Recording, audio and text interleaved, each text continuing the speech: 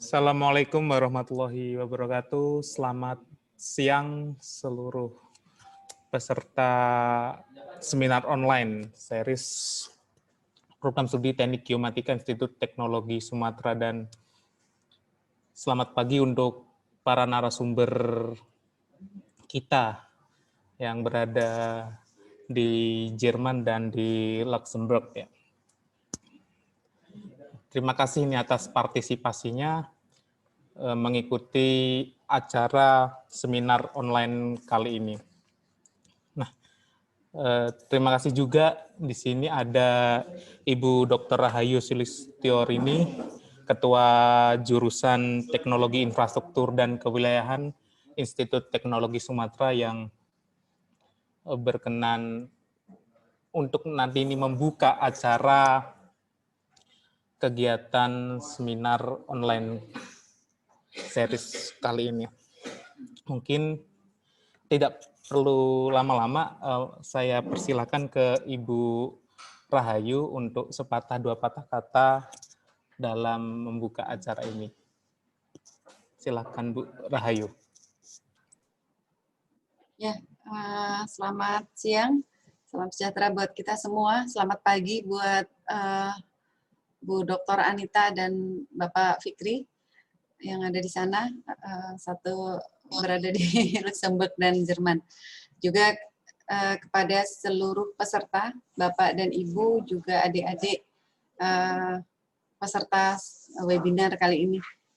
Atas nama pimpinan ITERA, kami mengucapkan apresiasi dan terima kasih yang sebesar-besarnya kepada Dr. Anita dan Bapak Fikri Bahmari. Dr. Anita ini masih muda, cantik gitu ya. Dan ini saya luar biasa pada webinar-webinar sebelumnya, biasanya profesor-profesor yang sudah senior gitu ya. Ini dokter muda ini, Dr. Anita Thea Saraswati, postdoc researcher dari Luxembourg, dan Bapak Fikri Bahmari ini mahasiswa di master degree di TU Berlin. Kemarin kami sempat jalan ke sana. Kalau ini kenal Pak Fikri, sebenarnya bisa ini ya Pak ya, kita bersilaturahmi. Tapi kami mengucapkan terima kasih sekali lagi atas waktunya dan atas kesediaannya untuk mengisi seminar online series kedua dari program studi Geomatika. Di bawah kami ini, jurusan Teknologi Infrastruktur dan Kewilayahan, ada beberapa prodi, teknik sipil, PWK, lingkungan, dan sebagainya. Salah satunya yang senior adalah Geomatika. Dan ini merupakan seminar online series yang kedua. Geomatika juga sudah menelurkan banyak sekali, mulai dari 2012, lulusan-lulusan yang saya rasa ini waktu tunggunya tidak lama untuk bekerja. Jadi pada hari ini untuk adik-adik mahasiswa Geomatika di seluruh Indonesia mungkin ya, ini kita akan mendengarkan bagaimana meneruskan belajar ya, atau belajar dan bekerja di luar negeri, terutama terkait dengan lulusan Geomatika ataupun mahasiswa Geomatika, dan kita akan mendengar dari expert-expert yang terkait dengan itu. Masing-masing adalah memang Geomatika, dari Geomatika gitu ya. Dan karena ini masih muda, pasti mudah-mudahan akan membawa angin segar ya, penyampaian dan sebagainya kepada adik-adik. Tolong serius mendengarkannya, maksudnya dari awal hingga akhir. Mudah-mudahan ini akan membawa manfaat dan berkah bagi kita semua, dan mudah-mudahan kita juga diberi kesehatan di masa pandemi ini ya. Dr. Anita dan Pak Fikri juga kami apresiasi juga kepada program studi Geomatika, moderatornya ini luar biasa Pak Muhammad Ulin dan Pak Zulfikar beserta rekan-rekan geomatik lainnya. Tentu saja pasti arahan dari Pak Kaprodinya, Pak Irdam. Terima kasih atas penyelenggaraannya, dan kami ucapkan atas nama pimpinan selamat mengikuti webinar. Dengan ini kami buka acara webinar series tentang melanjutkan studi ataupun bekerja di luar negeri. Mudah-mudahan bisa berjalan dengan lancar tanpa gangguan, dan ini merupakan rangkaian juga terkait dengan ini, Bapak dan Ibu. ITERA mau ulang tahun sebentar lagi, tanggal 2 dan tanggal 3 Oktober kita akan wisuda ke-6, ulang tahunnya ke-6, dan ini wisudanya 1 tahun itu 3 kali. Jadi ini rangkaian dari Dies Natalis Ithera yang ke-6. Mudah-mudahan webinar-webinar selanjutnya yang seperti tadi dijanjikan oleh Prodi Geomatika tiap bulan akan bisa diikuti oleh Bapak dan Ibu atau rekan-rekan semuanya dari seluruh Indonesia. Sekali lagi, selamat mengikuti webinar dan kami ucapkan terima kasih. Waktu kami kembalikan kepada Pak Ulin, silakan Pak. Ya, terima kasih Bu Ayu. Terima kasih untuk Bu Ayu.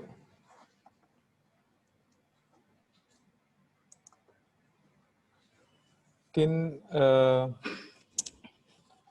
selanjutnya saya yang akan memoderatori seminar online kali ini. Sebelumnya selamat datang Pak Irdam, sudah hadir di kegiatan seminar online ini.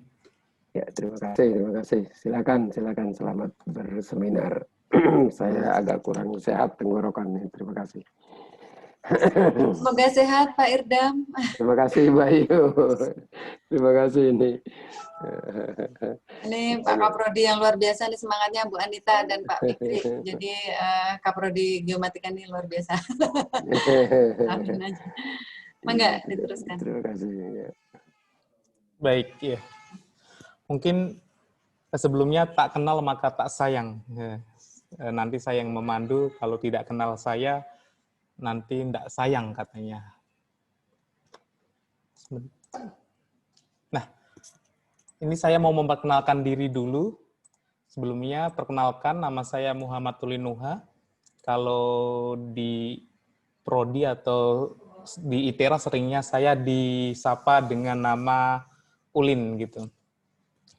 Saya asli Jawa Tengah, tepatnya di Pati, Kota Bandung.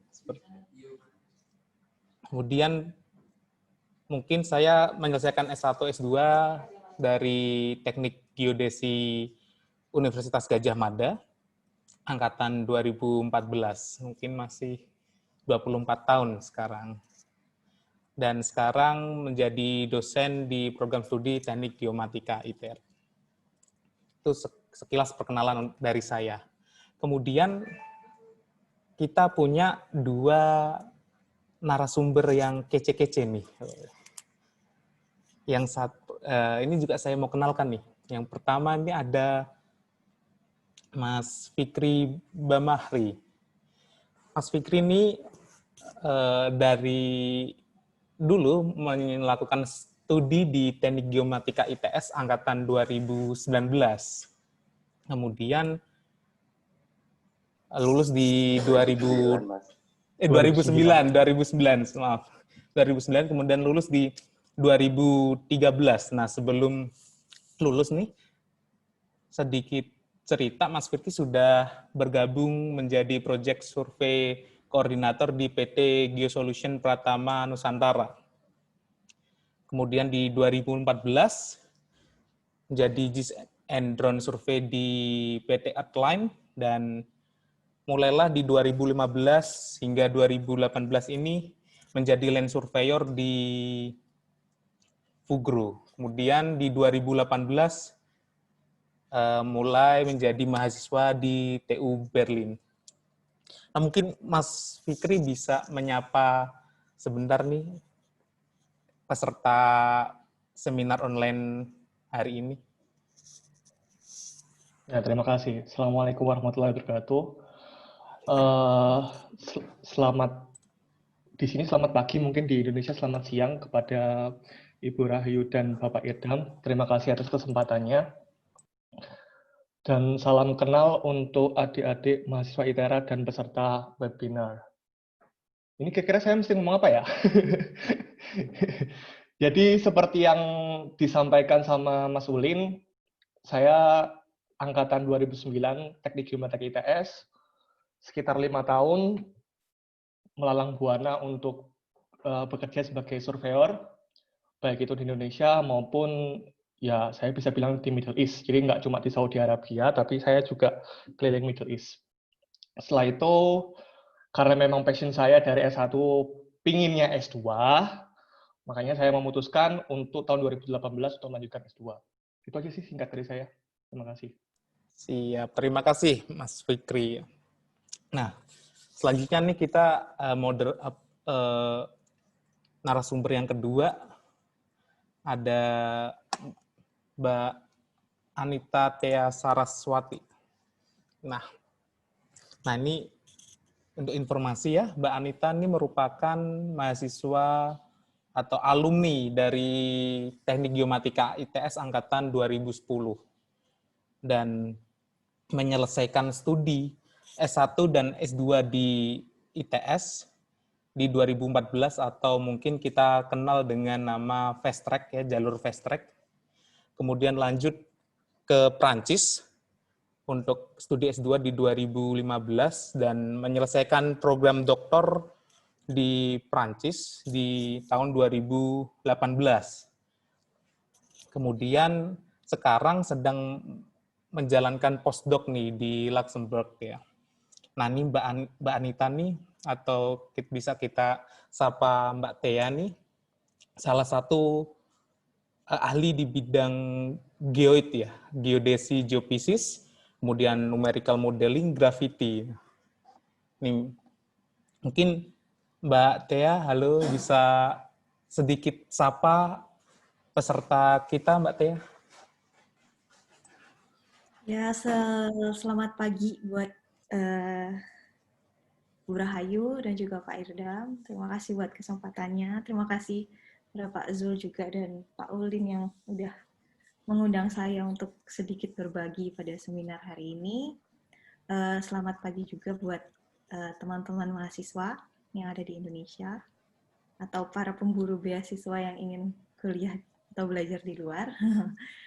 Ya, sedikit cerita, saya mulai studi teknik geomatika tahun 2010, beda dengan Mas Fikri yang sempat bekerja setelah lulus. Kebetulan jalan cerita saya itu sekolah terus sampai tahun 2018. Jadi saya ada sedikit break itu tahun 2015 setelah lulus S2, sekitar 4 bulan untuk mencari beasiswa dan mempersiapkan keberangkatan untuk S3. Jadi saya mulai S3 itu Januari 2016, lulusnya akhir 2018, jadi sekitar 3 tahun kurang sedikit. Lalu setelah lulus S3, saya sempat break 1 bulan.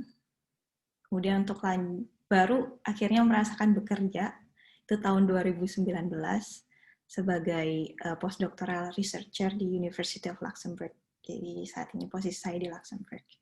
Mungkin sedikit perkenalan singkat dari saya. Kembali lagi ke Pak Ulin, Pak. Siap.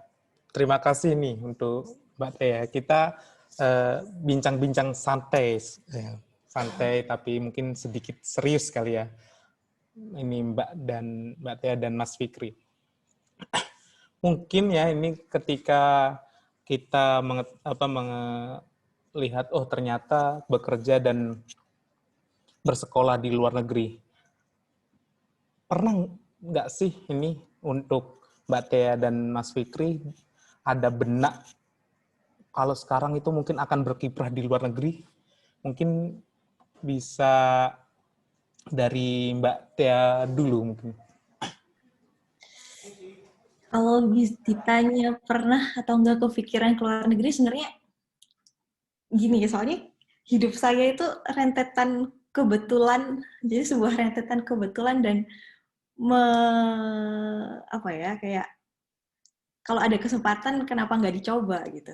Nah kebetulan kok ada beberapa kesempatan, ada beberapa tawaran untuk melanjutkan sekolah dan mendapatkan beasiswa di luar negeri gitu.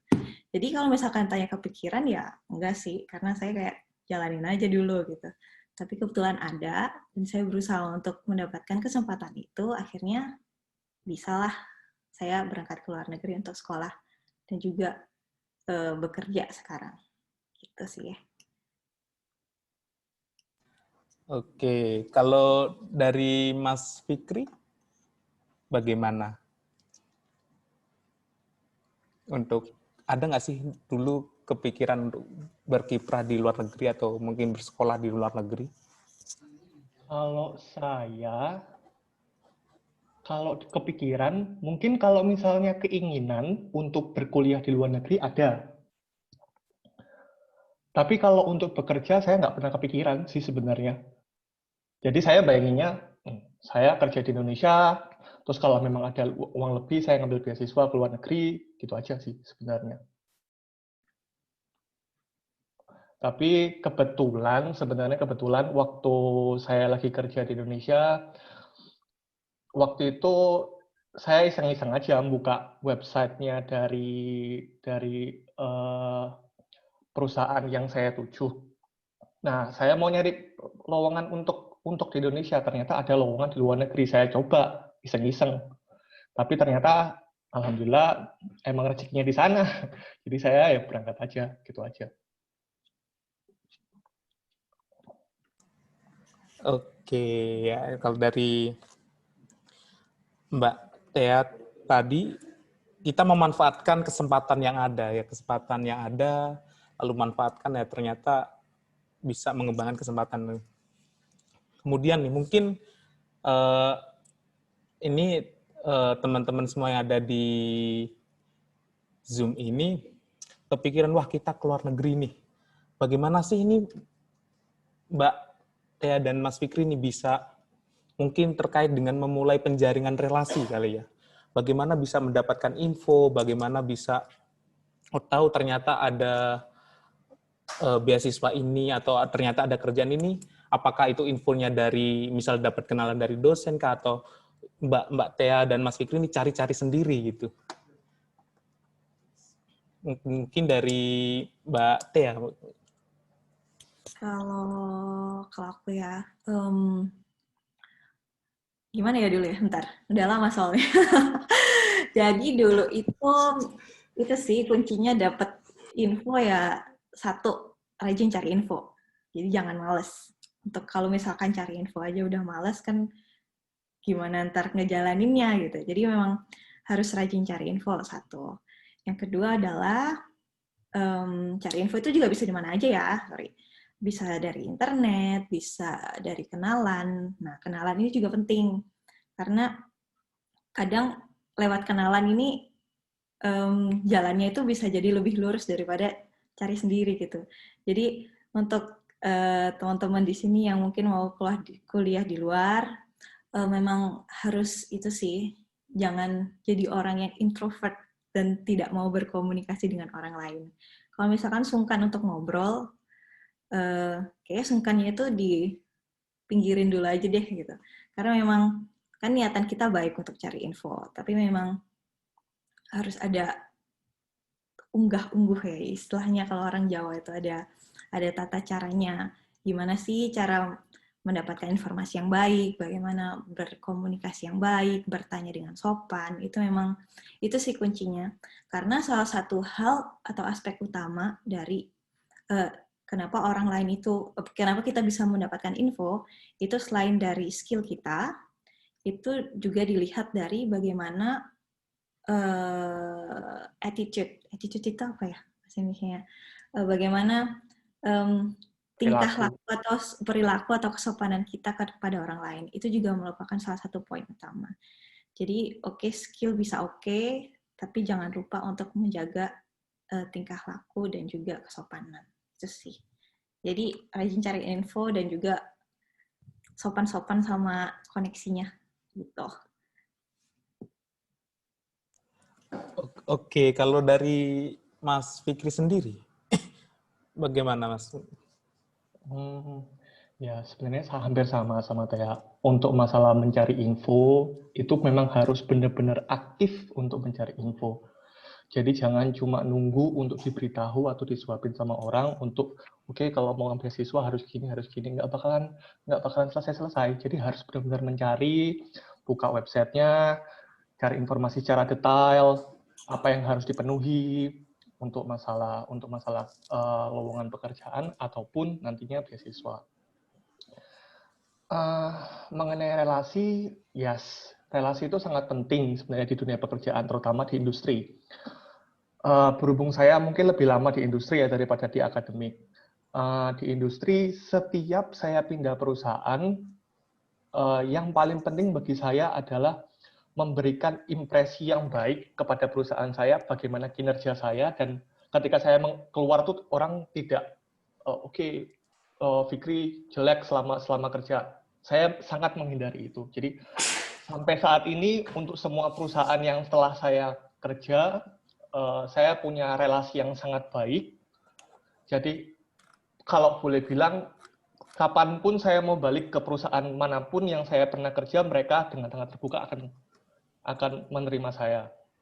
Jadi itu penting, karena nantinya kalau misalnya di dunia industri kita mau membuat perusahaan atau seperti apa, kita butuh relasi kepada mereka juga kan. Jadi kita juga butuh komunikasi dengan mereka, bagaimana nanti mendapatkan informasi dari mereka, itu sangat penting di dunia industri. Ya. Iya. Pak Ulin, boleh saya, maaf, saya boleh interupsi sedikit, Pak Ulin? Boleh. Menyampaikan, saya ingin menyampaikan terima kasih kepada Ibu Anita. Maaf suara saya tadi kurang baik. Dan juga Pak Mas Fikri, gitu ya. Kebetulan Mas Fikri ini omnya seangkatan saya, sama-sama main dulu, sama-sama main di tempat tinggal juga dekat dulu, Pak Effendi Bahmari, ya Mas Fikri ya. Ya saya sangat terima kasih banget. Yang nyemplungin saya di geodesi itu Pak. Oh iya, bertanggung jawab beliau mudah-mudahan. Dan sekarang pun kita masih suka ketemu, suka bertemu lah, ngobrol-ngobrol. Ya saya terima kasih banyak sebelumnya Ibu Anita juga telah menyampaikan pengalaman-pengalamannya, Mas Fikri juga, supaya kami ini yang putra-putra kita yang baru lulus atau yang ingin berminat supaya bisa dapat jalan. Dan mohon maaf sebelumnya saya harus meninggalkan acara karena memang saya harus ada kuliah lagi dan kemudian mesti mempersiapkannya. Terima kasih banyak juga kepada Pak Ulin dan yang lain-lainnya peserta juga. Terima kasih. Baik, Assalamualaikum warahmatullahi wabarakatuh. Waalaikumsalam warahmatullahi wabarakatuh. Terima kasih Pak Irdam.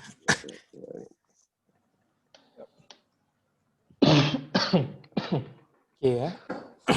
Kalau dari Jawa mungkin kita harus membuat impresi yang bagus dan jangan lupa terkait dengan walaupun kita punya skill bagus, kalau attitude-nya nggak bagus juga kurang baik gitu. Nah, berbicara tentang impresi ini berarti kan bagaimana kita bisa membuat branding kita itu baik dengan orang lah. Ini ada nggak Mas ini atau Mas Fikri dan Mbak Anita, bagaimana sih bisa membuat branding kita sehingga orang lain tuh melihat, oh ini loh dia anak yang bagus, anak yang punya skill yang tinggi dan attitude-nya yang baik gitu. Mungkin dari Mas Fikri.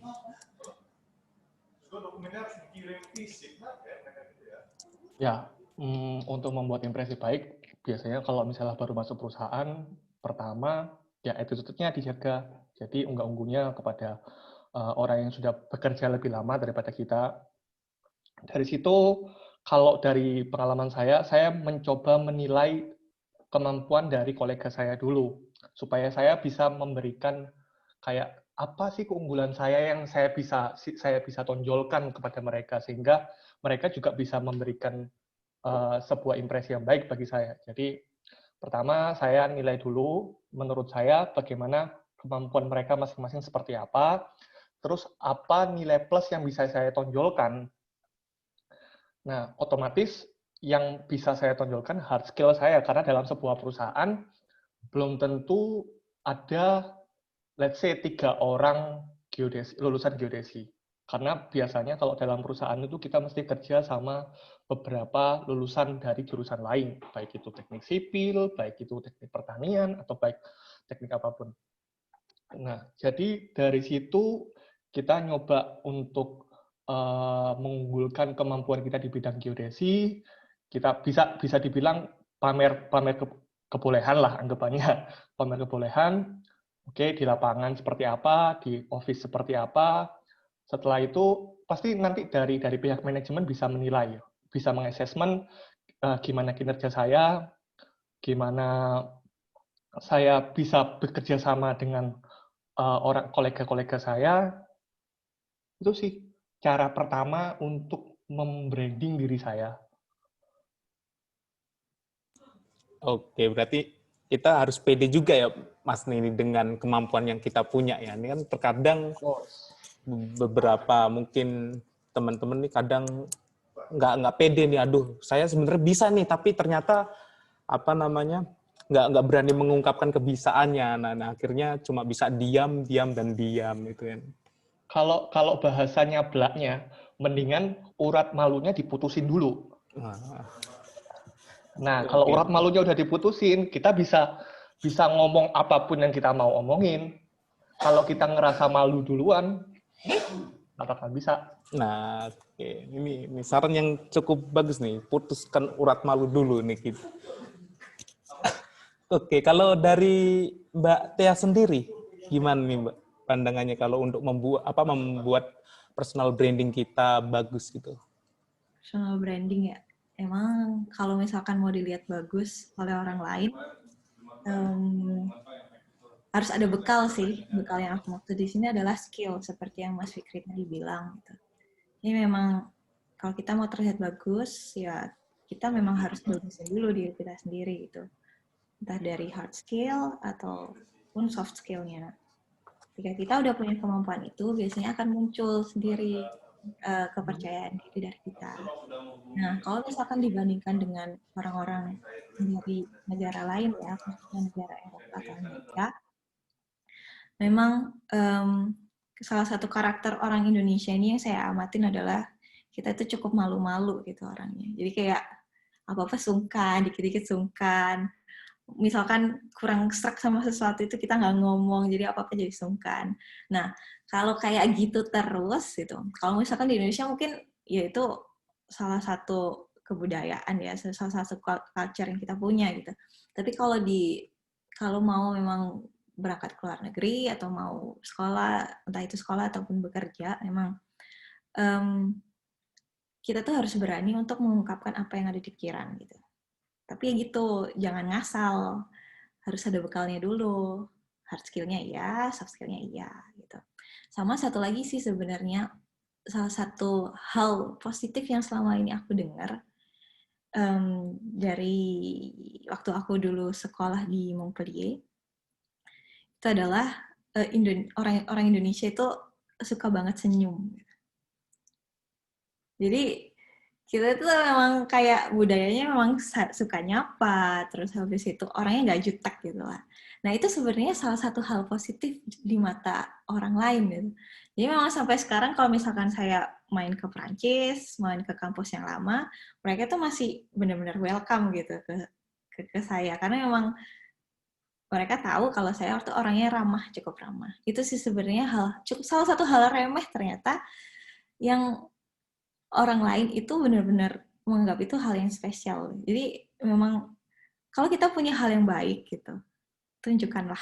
Itu sih salah satu hal yang bisa membuat personal branding diri kita sendiri. Itu sih.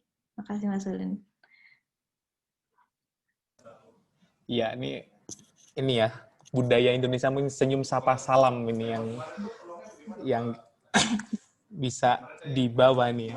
Memang ke budaya orang Indonesia nih, kalau apa-apa senyum, nggak tahu aja senyum kayak gitu. Semua apa disenyumin kayak gitu.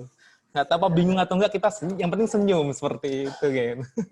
Tapi jangan gitu juga sih. Oh gitu, siap. Satu lagi nih yang beda. Kalau misalkan di Indonesia kita itu cukup sungkan untuk bilang nggak tahu nggak sih? Kalau misalkan tanya, kamu tahu nggak jawabannya? Gitu. Tapi kalau di sini, kalau kita nggak tahu, kita bilang, wah sorry banget, aku nggak tahu gitu. Ini benar apa ya? Jadi memang harus mengakui sih kalau misalkan ada hal yang kurang, kita harus juga berani mengakui. Gitu. Berani mengakui kekurangan diri ya, siap. Oke, mungkin nih kembali lagi ke topik berkiprah di luar negeri ya. Sebenarnya apa sih mungkin yang perlu disiapkan nih, kecuali kemampuan berbahasa asing kita ya. Kalau kita mau keluar negeri itu apa sih, Mas Fikri mungkin ya, Mas Fikri dulu, apa sih yang harus kita siapkan gitu, Mas? Ini mungkin bisa di-share ini ke teman-teman yang ada di Zoom meeting ini. Oke. Yang pertama memang harus disiapkan normalnya bahasa. Tapi teman-teman jangan takut. Bahasa itu bukan 100% yang harus kalian persiapkan. Karena pada prinsipnya ketika kalian di Indonesia, at least kalian udah dapat sih sebenarnya bahasa-bahasa vocab-vocab Inggris yang ada di kepala kalian. Cuma masalahnya kalian nggak ada waktu untuk mempraktekkan vocab yang ada di kepala kalian. Jujur aja, ketika saya berangkat ke luar negeri, bahasa Inggris saya, ya bisa dikatakan, kalau dibilang bagus-bagus banget, enggak. Bahkan kalau dibilang TOEFL-nya di bawah standar, ya. Tapi sampai di sana, saya penyesuaian, karena saya harus dipaksa untuk ngomong bahasa Inggris, otomatis vocab-vocab yang ada di kepala saya keluar semua. Karena saya terpaksa untuk ngomong. Nah, artinya apa? Sebenarnya kita mampu. Cuma kita mau nggak untuk mempraktekkan apa yang kita mampu. Nah, itu masalah bahasa. Soalnya saya ngelihat beberapa pertanyaan dari yang link yang Pak Zulfikar sama Pak Ulin kasih, itu kebanyakan bagaimana kalau misalnya nggak ada kemampuan bahasa. Jangan takut. Itu pertama. Kedua, yang paling penting ini sebenarnya, ini masalah hard skill. Karena ketika kita di luar negeri, secara nggak langsung kita berkompetisi dengan orang-orang dari masing-masing negara. Jadi, let's say kalau misalnya di Middle East, kebanyakan orang India, Pakistan, orang Serbia, orang Belgia, orang baik Filipina, itu banyak. Otomatis ketika di sana, orang itu akan menilai kita dari negara kita. Jadi, kalau misalnya kita punya hard skill yang jelek, berarti kita juga bawa nama negara kita juga jelek. Artinya, ketika kita mau berangkat ke sana, kita harus mempersiapkan hard skill kita, harus nunjukin kemampuan kita sampai mana. Nah, contohnya, ketika saya berangkat ke sana, saya berangkat sebagai junior surveyor. Let's say, pemikiran orang ketika dengar sebagai junior surveyor, oke lah, dia harus di training dulu, untuk berapa bulan, ngelihat nanti di assessment seperti apa. Oke, saya terima aja. Akhirnya saya disuruh berangkat project sama asisten surveyor. Oke, Fikri kamu berangkat sama asisten surveyor. Asisten surveyor ini sudah kerja selama 6 tahun atau 7 tahun di sini. Jadi dia sudah tahu semua prosedur kita, bagaimana.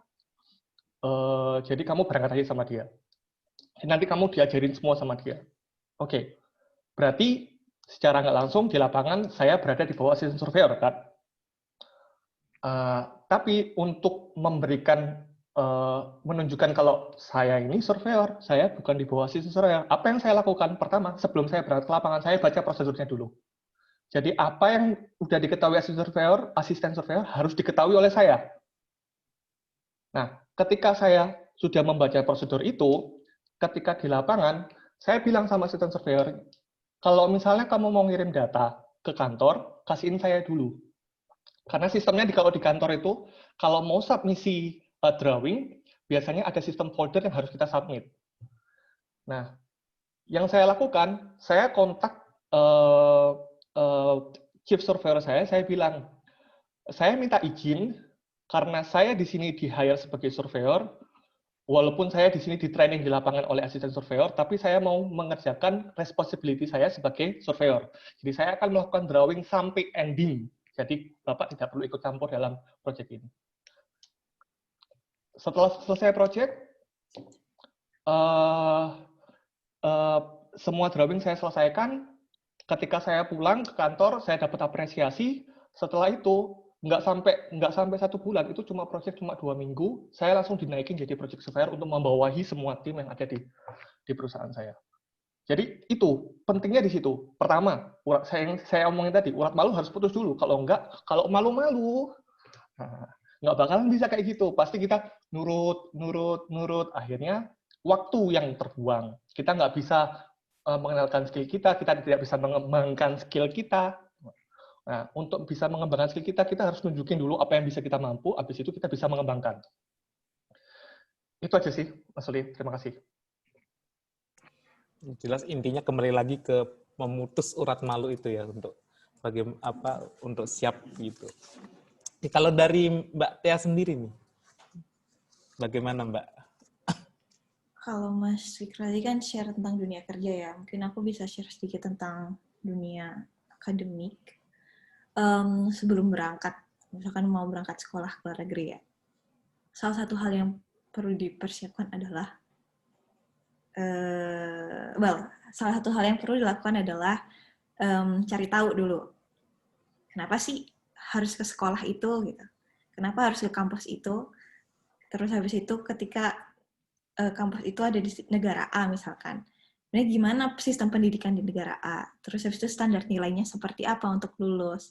Jadi semua hal itu harus diketahui supaya nanti ketika udah sampai sana nggak, oh ternyata kok sulit ya, oh ternyata nggak sesuai dengan gambaran awal ya, ternyata kok nggak kayak di Indonesia ya, kok beda banget ya. Nah itu juga itu sih yang harus diketahui dulu sebelum berangkat. Terus habis itu untuk kehidupan sehari-hari, kayaknya salah satu hal yang penting adalah harus tahu culture-nya negara tersebut seperti apa. Dan jelas tentu itu cukup berbeda dengan di Indonesia. Kalau misalkan di negara Eropa ya, mungkin di Asia ya sedikit banyak sama, cuma untuk di Eropa itu cukup beda. Terus habis itu ketika kita berangkat ke sini, itu banyak sekali prosedur administratif yang harus dilakukan. Dia harus cari tahu sebenarnya ngurus izin tinggal seperti apa, mengurus asuransi seperti apa, mendaftar sekolah seperti apa. Itu benar-benar itu harus disiapkan sih supaya nggak buta-buta amat. Terus habis itu, selain itu yang harus dipersiapkan juga adalah mental. Kalau misalkan kita mentalnya masih kayak sulit untuk beradaptasi dengan hal yang baru, itu memang cukup sulit sih. Mungkin untuk saya dan Mas Fikri, sepertinya kami tidak mengalami sebuah culture shock ya, karena emang karakter orang kita emang ya gini-gini aja gitu. Cuma untuk kalau saya amatin beberapa teman yang memang mungkin modelnya anak rumahan atau sungkan untuk bergaul dengan orang lain, itu yang untuk awal-awal mereka agak kesulitan untuk menjalankan perkuliahan atau even hidup di sini gitu. Terus habis itu salah satu hal yang memang harus dipertanyakan adalah kenapa sih berangkat ke luar negeri gitu. Kalau misalkan alasan untuk aku pengen berangkat ke luar negeri untuk sekolah gitu. Cuma sebenarnya alasan sebenarnya di balik itu semua adalah supaya pengen bisa jalan-jalan. Itu sepertinya bukan motif yang tepat gitu. Jadi benar-benar diperbaikin dulu ya motifnya mau berangkat untuk apa gitu. Kalau memang untuk bekerja atau untuk belajar, oke lah. Tapi kalau misalkan ada motif di balik itu semua, ya coba diperbaikin lagi lah ya gitu. Kalau misalkan jalan-jalan mah di Indonesia aja udah bagus gitu. Jadi itu sih kalau aku bisa sharing mental, alasan atau motif, dan juga bekal pengetahuan tentang standar sekolah dan juga gimana culture di negara tersebut. Tuh. Oke, intinya lah kepoin dulu seperti itu ya. Kepoin dulu, tapi yang positif yang dikepoin ya. Ya negatif juga nggak apa-apa sih. Kan jadi tahu apa yang jangan ini. Oke, mungkin ini untuk peserta jika mau bertanya silakan raise hand-nya di Zoom-nya ini. Kita lanjut. Nah, tadi kan persiapan mungkin bagaimana kita berkas, bagaimana persiapan kita mental, mengkepoin. Nah, mungkin nih terkait dengan yang sering ditanya-tanya, terkait dengan finansial mungkin, Mbak. Nah, dalam keberangkatan ke luar negeri nih, apa sih tips, triknya gitu, dan siasat mungkin yang harus dilakukan itu untuk mengatasi masalah finansial itu. Kan mungkin kita ke luar negeri butuh biaya, apakah mungkin kita beasiswa atau gimana gitu. Mungkin dari ini Mbak Tia nih mungkin.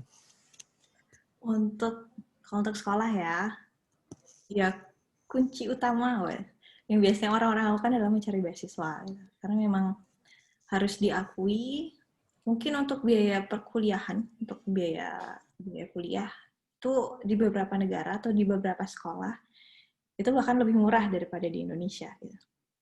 Tapi memang biaya hidupnya itu yang jauh lebih tinggi. Jadi salah satu solusi yang paling banyak digunakan adalah mencari beasiswa. Nah, kalau nggak dapat beasiswa, ya mungkin kayak Mas Fikri, kerja dulu, nabung, akhirnya baru bisa berangkat ke luar negeri. Kalau untuk sekolah, gitu. Kalau untuk, iya sih, itu aja sih sebenarnya. Apalagi ya, beasiswa sama nabung. Kalau misal gini, kalau misalkan berangkat pakai biaya orang tua atau biaya sendiri, walaupun beasiswa juga mungkin beasiswa yang biasanya kan kalau misal dapat beasiswa kan kita nggak serta-merta kaya raya ya, mungkin ya beasiswa kan juga ada limitnya gitu. Salah satu tips yang bisa dilakukan ketika sudah ada di sini adalah, kalau di Eropa ya, aku kurang tahu kalau misalkan di Asia gitu, itu adalah harus sering masak sendiri. Karena kalau misalnya dibanding di Indonesia, untuk makan itu kan salah satu kegiatan utama kita sehari-hari ya gitu. Ini Indonesia gampang banget untuk cari makan di luar, terus habis itu harganya juga murah. Tapi kalau di sini tuh jauh beda gitu. Jadi mulai latihan masak aja deh kalian, supaya nanti bisa hemat di sini. Dan juga itu satu tips lain adalah sering cari info, karena untuk di negara seperti kayak Jerman juga ya, Jerman, Perancis, itu tuh ada kayak bantuan-bantuan dari pemerintah yang diberikan kepada student atau orang-orang yang penghasilan katakanlah atau uang saku selama 1 bulan itu agak rendah. Jadi emang harus sering cari info supaya bisa dapat subsidi atau bantuan dari pemerintah seperti itu. Nggak usah sungkan, mungkin subsidi dari pemerintah kan kesannya apa sih, kayak negatif banget gitu. Tapi enggak kok, ya udah hajar aja gitu, karena ya kita nggak bersalah gitu. Itu hal yang bisa dimanfaatkan sebagai student di Eropa. Gitu. Oke, berarti mungkin ya tadi ya belajar memasak ya, mungkin yang ini iya apa peserta webinar nih kalau ada rencana nih mulailah belajar masak sejak dini ya, biar nanti kita bisa menghemat ini ya. Saya juga terpaksa belajar masak kok di sini. Oke, kalau dari Mas Fikri gimana nih? Kalau di dunia kerja sebenarnya kita nggak perlu khawatir ya masalah finansial karena semuanya sudah ditanggung sama perusahaan. Jadi kalau saya sih nggak terlalu membebankan masalah finansial, soalnya ketika kita di-hire sama perusahaan artinya dari perusahaan itu dari pihak HR dan CRO sudah bekerjasama untuk mengatur supaya saya bisa berangkat dari Indonesia ke negara yang dituju. Kalaupun misalnya ada deposit-deposit yang harus disubmit ke embassy, itu biasanya sudah diatur semua. Biasanya ada surat jaminan dari perusahaan. Jadi benar-benar tidak perlu diatur lagi. Jadi kita nggak perlu mikirin lagi masalah finansial. Itu sih. Oke, nah mungkin ini dari peserta ada yang ingin bertanya langsung, saya persilakan untuk Mbak Tiwi nih ya. Mungkin bisa open mic-nya. Silakan diperkenalkan dari instansi mana ya. Siap, sudah. Oh iya. Perkenalkan, saya Pratiwi dari D4 Pemetaan UGM. Saya ingin bertanya untuk Mas Fikri ya. Itu kan tadi saya sekilas baca itu yang Masnya kerja di Fugro ya, di Saudi. Itu untuk masuk ke dunia kerja secara internasional itu berdasarkan pengalaman Mas itu apakah dipertanyakan dan dibutuhkan pengalaman kerja, misalnya perlu magang dulu nih sebelumnya di sana atau ya mengikuti proses rekrutmen gitu Mas setelah lulus gitu, misal ada bukaan atau misal ada program MT seperti itu Mas. Sekian dari saya, terima kasih.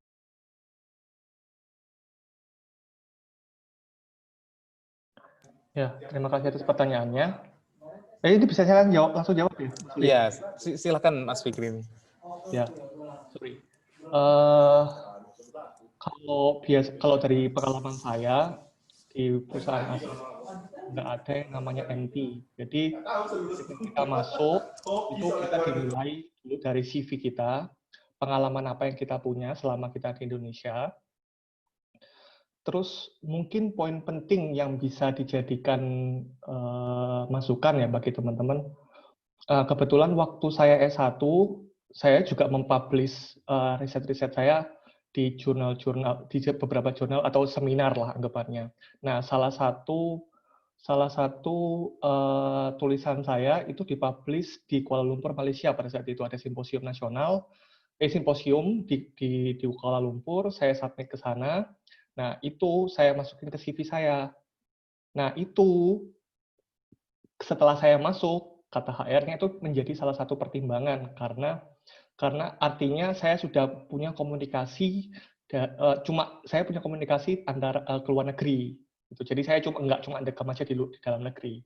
Jadi itu mungkin bisa jadi masukan buat teman-teman. Terima kasih. Oke, jadi mungkin ada pengalaman bagaimana mungkin kita bisa ikut simposium ke luar negeri gitu, international conference kayak gitu kan, bisa ditulis di CV kita seperti itu. Nah, mungkin ini yang tadi kan kita sudah tahu nih persiapannya seperti ini, ternyata kita harus punya komunikasi yang bagus, mungkin kita putus surat malu kita. Nah, kemudian untuk Mas Fikri dan Mbak Tia nih, kalau berkuliah atau bekerja di luar negeri itu sebenarnya ngapain aja sih Mbak? Mungkin di sana topiknya apa kayak gitu. Mungkin ini ke Mbak Tia dulu nih, yang kalau berkuliah ini topiknya seperti apa sih Mbak mungkin? Ini topik pribadi atau topik geomatika atau perkuliahan secara general di negara tersebut nih? Ya general dan dihubungkan ke geomatik mungkin karena kita. Okay. Kalau setahu aku ya gini, untuk di Luxembourg sendiri itu nggak ada jurusan geoscience. Jadi dan juga kalau di Perancis pun aku membatasi ke negara-negara yang aku tahu aja ya, nggak semuanya gitu. Kalau di Perancis juga itu teknik geomatika itu tidak ada secara spesifik. Jadi untuk ilmu bumi itu biasanya digabung. Jadi satu jurusan ilmu bumi gitu. Jadi di dalam itu memang cukup spesifik topik yang dibahas, cuma tidak spesifik ke jurusan apa. Jadi contohnya waktu saya ambil S2, itu tuh jurusannya itu adalah jurusan Earth Science, Geoscience, jadi ilmu bumi secara global gitu. Cuma di dalamnya itu fokus untuk memecahkan masalah geodinamika dan resiko bencana alam. Nah, untuk memecahkan hal tersebut itu benar-benar dituntut untuk bisa multidisiplin. Jadi aku dari background-nya teknik geomatika, di situ aku juga harus belajar geologi, aku harus belajar geofisika, harus belajar sedikit geokimia, kayak gitu-gitu. Jadi untuk di Perancis sendiri, kayaknya nggak ada deh. Kalau di kampus lain itu sepertinya dulu aku sempat apply ke salah satu jurusan yang spesifikasinya itu untuk penempatan satelit. Jadi untuk belajar satelit geodesi untuk teman-teman geomatika mungkin akan dapat fisikal geodesi, itu sangat bermanfaat kalau mau berangkat ke sini. Jadi dan rata-rata profesor-profesor yang aku kenal yang expert di bidang geodesi atau geomatika itu background mereka adalah fisika, matematika, dan banyakkan geofisika juga sih, banyak geofisika yang akhirnya nyerempet sedikit ke geodesi itu sih. Jadi di Perancis seperti itu. Kalau di Perancis, mungkin di Jerman beda ya Mas ya. Kalau di Jerman. Ya mungkin Mas Fikri nih, bagaimana nih kalau budaya di Jerman mungkin terkait dengan kuliah bekerja itu ngapain aja sih Mas? Kalau bekerja di Jerman mungkin saya masih belum bisa komentar. Tapi kalau masalah kuliah di Jerman itu mungkin semua udah tahu sebenarnya Jerman itu lebih fokus sama teknologi. Jadi di sini saya mengambil spesialisasi yang sangat berbeda dengan pekerjaan saya sebelumnya. Karena memang saya secara pribadi membedakan antara kemampuan saya untuk mencari kerja sama kemampuan saya untuk melakukan riset. Saya mengambil spesialisasi Space Geodesy and Navigation, lebih tepatnya tentang Space Geodetic Technique. Jadi saya lebih belajar tentang geodesi astronomi, jadi tentang VLBI, SLR, LLR, GNSS, determinasi orbit, jadi lebih tentang satelit geodesi di sini. Karena untuk masalah jurusannya memang Jerman lebih spesifik, karena saya sekarang ngambil jurusan Geodesy and Geoinformation Science. Jadi memang benar-benar geodesi, nggak berbeda sama kayak yang ngambilnya lebih ke geoscience yang punya kesinambungan dengan ilmu-ilmu geo yang lain. Kalau di sini karena memang riset saya lebih ke climate change, menggunakan data space geodetic technique, itu mungkin saya cuma perlu belajar tentang fisik sama meteorologi dikit-dikit. Tapi lebih banyaknya saya menggunakan teknik geodesi, yaitu adjustment, karena core-nya geodesi itu di adjustment. Itu aja sih sebenarnya. Oke. Aku nambahin sih, boleh Oke, ya? boleh. Jadi setahu aku juga lulusan geomatika yang akhirnya studi lanjut di Prancis, mungkin yang untuk ambil S3 ya, itu rata-rata ilmu geomatika yang tetap dipakai. Jadi walaupun untuk memecahkan, untuk melakukan riset di bidang environmental atau teknik lingkungan, untuk di bidang geodinamika, segala macamnya, ilmu geodesi itu memang masih tetap jadi salah satu kunci untuk sebagai tool untuk mengerjakan riset tersebut. Contohnya kalau aku kemarin, walaupun aku aku risetku dalam bidang geodinamika, ilmu-ilmu geodesi kayak pemahaman tentang gaya berat segala macamnya itu memang benar-benar harus pakai. Jadi juga saya punya kenalan juga mereka menggunakan remote sensing, terus habis itu SAR, jadi radar, jadi aktif remote sensing. Itu untuk memecahkan masalah-masalah environmental kayak banjir, pertanian, segala macamnya. Jadi memang kalau kita misalkan kita mau tetap memegang teguh ilmu yang kita punya atau teknik geomatika, bisa kok sebenarnya kita kayak diterapkan ke bidang atau topik riset yang lain. Nggak harus pure beneran geomatika. Tapi kalau di Jerman tuh banyak banget sih, tapi yang pure geodesi. Untuk penempatan satelit, kemudian mencanangkan bentuk model geoid yang lebih update. Nah, itu tuh benar-benar masih ada. Itu sih. Oke, nah ini ada pertanyaan dari peserta nih lewat Slido. Izin bertanya dari Nadia Anastasia, faktor apa saja yang membuat Bapak Ibu ini melanjut studi di luar negeri dan mengambil keahlian yang sama seperti saat S1? Gitu. Nah, mungkin bisa dijawab oleh Mbak Tia dulu nih, mungkin Mbak Tia dulu. Mbak Ayu ya. Iya. Kenapa? Karena suka. Udah, gak ada alasan lain sih. Sebenarnya karena kalau untuk riset, kalau misalnya nggak suka, itu takutnya terdepresi. Betul ya, kita harus menyukai dulu gitu, mencintai dulu Ya, gitu. Betul. Harus suka dulu. Betul Kalau sekali. aku alasannya sikat karena suka. Betul. Kalau Mas Fikri bagaimana nih? Kalau saya tersesat di jalan yang benar. Itu kata dosen saya yang dulu. Okay. Tersesat di jalan yang benar. Jadi saya, ya yang saya ceritakan tadi, saya masuk geodesi itu dicemplungin. Saya nggak tahu geomatika itu apa. Saya tahu geodesi itu apa, dan saya tidak mau masuk geodesi. Nah, paman saya bilang, ya udah masuk geomatika aja. Dengan bodohnya saya nggak tahu, nggak cari tahu itu geomatika sama dengan geodesi. Hari pertama baru dijelasin, oh ini geodesi. Waduh, nyemplung rek. Ya udah, karena sudah kadung, udah bahasanya kadung itu apa ya? Lanjut. Sudah terlanjur, ya udah saya pelajari. Ternyata saya malah suka.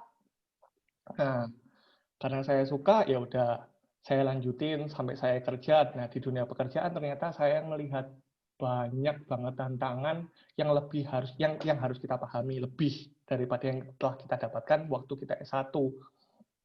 Jadi banyak case-case di lapangan yang mungkin kita mesti buka buku dulu untuk memahami apa sih sebenarnya yang harus kita lakukan supaya bisa menyelesaikan dalam waktu yang cepat dan efektif dan efisien. Akhirnya ya udah saya mutusin buat S2, tapi saya ingin ngelanjutin ke topik saya yang sudah saya ambil waktu S1. Karena pada prinsipnya ya yang seperti saya bilang tadi, mau di dunia pekerjaan atau mau di dunia riset, kalau kita ngomong masalah geodesi nggak bakal jauh-jauh dari adjustment. Jadi ya permainannya cuma di situ-situ aja sih sebenarnya. Cuma mungkin melibatkan topik-topik dari ilmu yang lain gitu aja untuk punya analisa yang lebih baik. Oke, ya intinya tetap cintai apa yang kita geluti, seperti itu. Dari cinta kita akan terbiasa seperti itu. Nah, mungkin ini terkait dengan kalau di luar sana mungkin Mas Fikri, Mbak Tia ini kerjanya mungkin multidisiplin ya, bekerja sama dengan bidang-bidang lain, atau mungkin kita bahkan dituntut untuk belajar dengan belajar bidang-bidang lain, misal seperti geodetermination tadi, kita harus tahu geofisik seperti apa mungkin. Nah, kemudian bagaimana sih Mbak ini kita menguji profesionalitas kita, mungkin dalam bekerja, mungkin kita dalam belajar, sehingga kita nanti bisa berkolaborasi, bisa kalau ketemu dengan orang-orang bukan bidang kita bisa melebur seperti itu. Ini dari Mas Fikri. Saya. Kalau di dunia pekerjaan, pasti kita bekerja dengan multidisiplin. Saya contohkan kalau misalnya waktu saya di Gogro, saya bekerja sama orang geofisika, orang geoteknik, orang material, orang sipil. Jadi intinya karena perusahaan itu perusahaan geoteknik, jadi kita multi ilmu. Nah, untuk menjaga profesionalitas, otomatis ya kita harus kerja sesuai apa yang mereka bayar, gitu aja. Karena mereka bayarnya kita untuk sesuai sama responsibility kita, ya udah kita bekerja sesuai sama responsibility kita. Cuma mungkin di lapangan kadang-kadang kalau misalnya ada survei geofisika, entah itu ground penetrating radar atau geoelektrik, karena surveyor itu yang di lapangan, otomatis ya kadang-kadang kita disuruh bantu. Nah, kalau kebablasan, kadang-kadang kita disuruh ngerjain sendiri. Nah, kembali lagi sama yang saya bilang tadi, kita harus bekerja sesuai sama responsibility kita. Kalau misalnya mereka minta kita untuk kerja lebih, ya bayarannya lebih, Rek. Nah, gitu gampangannya gitu kalau saya untuk menjaga profesionalitas. Terus apa lagi? Ya untuk ini mempertahankan gitu ya, kalau kita berkolaborasi ya. Ya kalau dari Mas Fikri tadi ya menjaga responsibility-nya ya. Kalau dari Mbak Tia sendiri? Kalau dari aku apa ya? Ini hal kalau misalkan boleh singkat yang bisa dikerjakan yang bisa dilakukan adalah kita unggulkan apa yang kita tahu gitu. Untuk memecahkan suatu masalah, gimana itu membutuhkan multidisiplin untuk memecahkan masalah tersebut, kita unggulin apa yang kita tahu dulu. Ketika harus berdiskusi dengan orang lain dari disiplin yang lain, mungkin mereka akan tanya, loh kok caranya seperti ini, kenapa dibaliknya, kenapa kok pakai cara ini gitu. Nah kita harus bisa menjelaskan situ. Jadi benar-benar kita harus ya kayak Mas Fikri, mungkin bekerja sesuai porsinya, dan kita harus punya dasar yang kuat untuk bisa ngerjain itu gitu. Dan ketika kita bekerja dengan multidisiplin, mungkin ada beberapa hal kok yang cukup berbeda dengan kalau misalkan kita bekerja dengan disiplin kita sendiri gitu. Ini memang ada beberapa hal yang harus di-adjust sih, atau yang di-adjust itu disesuaikan dengan hal yang lagi kita kerjakan gitu. Nah, kalau memang salah satu kuncinya adalah kalau di sini kalau memang nggak tahu, bilang nggak tahu, jangan sok tahu. Jadi takutnya kalau misalkan kita sok tahu, kita coba membeberkan banyak hal, tapi ternyata itu salah. Dan jangan-jangan ada orang yang lebih tahu yang ada di ruangan yang sama gitu. Itu kan jatuhnya kayak, wah, ini nggak, kurang kredibel lah orang ini untuk dikasih masalah gitu. Jadi memang kalau nggak tahu, bilang nggak tahu. Jangan sok tahu gitu. Memang harus bekerja dengan porsinya sih. Dan jujur dengan kemampuan kita sendiri. Itu kalau aku bisa kasih masukan. Sama itu, kalau misalkan kita harus menjelaskan tentang bidang ilmu kita ke orang lain dengan bidang ilmu yang berbeda, di sini kita harus belajar untuk menjelaskan sesimpel mungkin, sesederhana mungkin, tapi pesannya harus tetap dapat. Itu mungkin orang-orang yang bekerja di bidang riset, mungkin Mas Fikri juga, kita sama ini kumpulnya dengan orang-orang sebidang terus, itu kita sama-sama ngerti kan untuk menjelaskan hal yang sudah sefrekuensi gitu. Tapi kalau untuk harus pindah bidang dan menjelaskan hal yang sama, kan daya tangkap mereka nggak sama gitu. Itu sih kemampuan kita untuk menjelaskan hal sesederhana mungkin tuh benar-benar diuji di situ, tanpa mengurangi esensi yang penting. Iya, setuju sekali nih dengan Mbak Tia ini. Harus bisa menjelaskan sesimpel mungkin gitu kan. Karena mungkin kita akan ketemu dengan orang-orang yang bukan di bidang kita, seperti itu kan Mbak Tia, itu yang saya tangkap itu. Nah, mungkin ini kan pada posisi sekarang, pernah nggak sih Mbak Tia, Mas Fikri ini ada tantangan terbesar yang dihadapi gitu? Atau ya semacam challenge-nya, ada the greatest challenge gitu. Sampai saat ini ketika bersekolah dan bekerja di luar negeri nih. Dan bagaimana nih mengatasinya itu ketika bertemu dengan challenge itu? Mungkin Mas Fikri dulu mungkin. Ya. Kalau saya, maaf bentar. Kalau saya, coba saya bedakan dulu dari masalah kerja dan kuliah. Untuk pada saat bekerja, permasalahan utama lebih ke sosial ya, kalau menurut saya, karena saya nggak terlalu bermasalah mengenai teknis. Oke lah, kalau teknis kan kalau kerjaan ya gitu-gitu aja sih sebenarnya. Mungkin kalau misalnya kita ada kesusahan, kita tinggal buka buku, udah kita bisa menyelesaikan masalah itu. Tapi kalau masalah sosial, masalah soft skill, masalah manajemen, terutama kita di sana kerja juga bukan sama satu nationality aja. Jadi kita bekerja sama beberapa nationality, otomatis kalau kita kerja sama beberapa orang dari negara lain, mereka pasti punya gap-gap sendiri di masing negara-negara itu. Dan kita harus gimana caranya untuk mengkomunikasikan apa yang mereka mau, dan supaya kita bisa memberikan instruksi kepada mereka, terutama ketika kita jadi team leader dan bawaan kita dari beberapa negara, ya mungkin pada satu saat ada orang yang saya mau kerjanya sama ini aja, saya mau kerjanya sama ini aja, ya, bisa jadi, dan itu harus diselesaikan. Caranya seperti apa ya itu tergantung sama manajemen kita, gimana kita bisa mengembangkan soft skill, gimana kita bisa ngomong ke dia,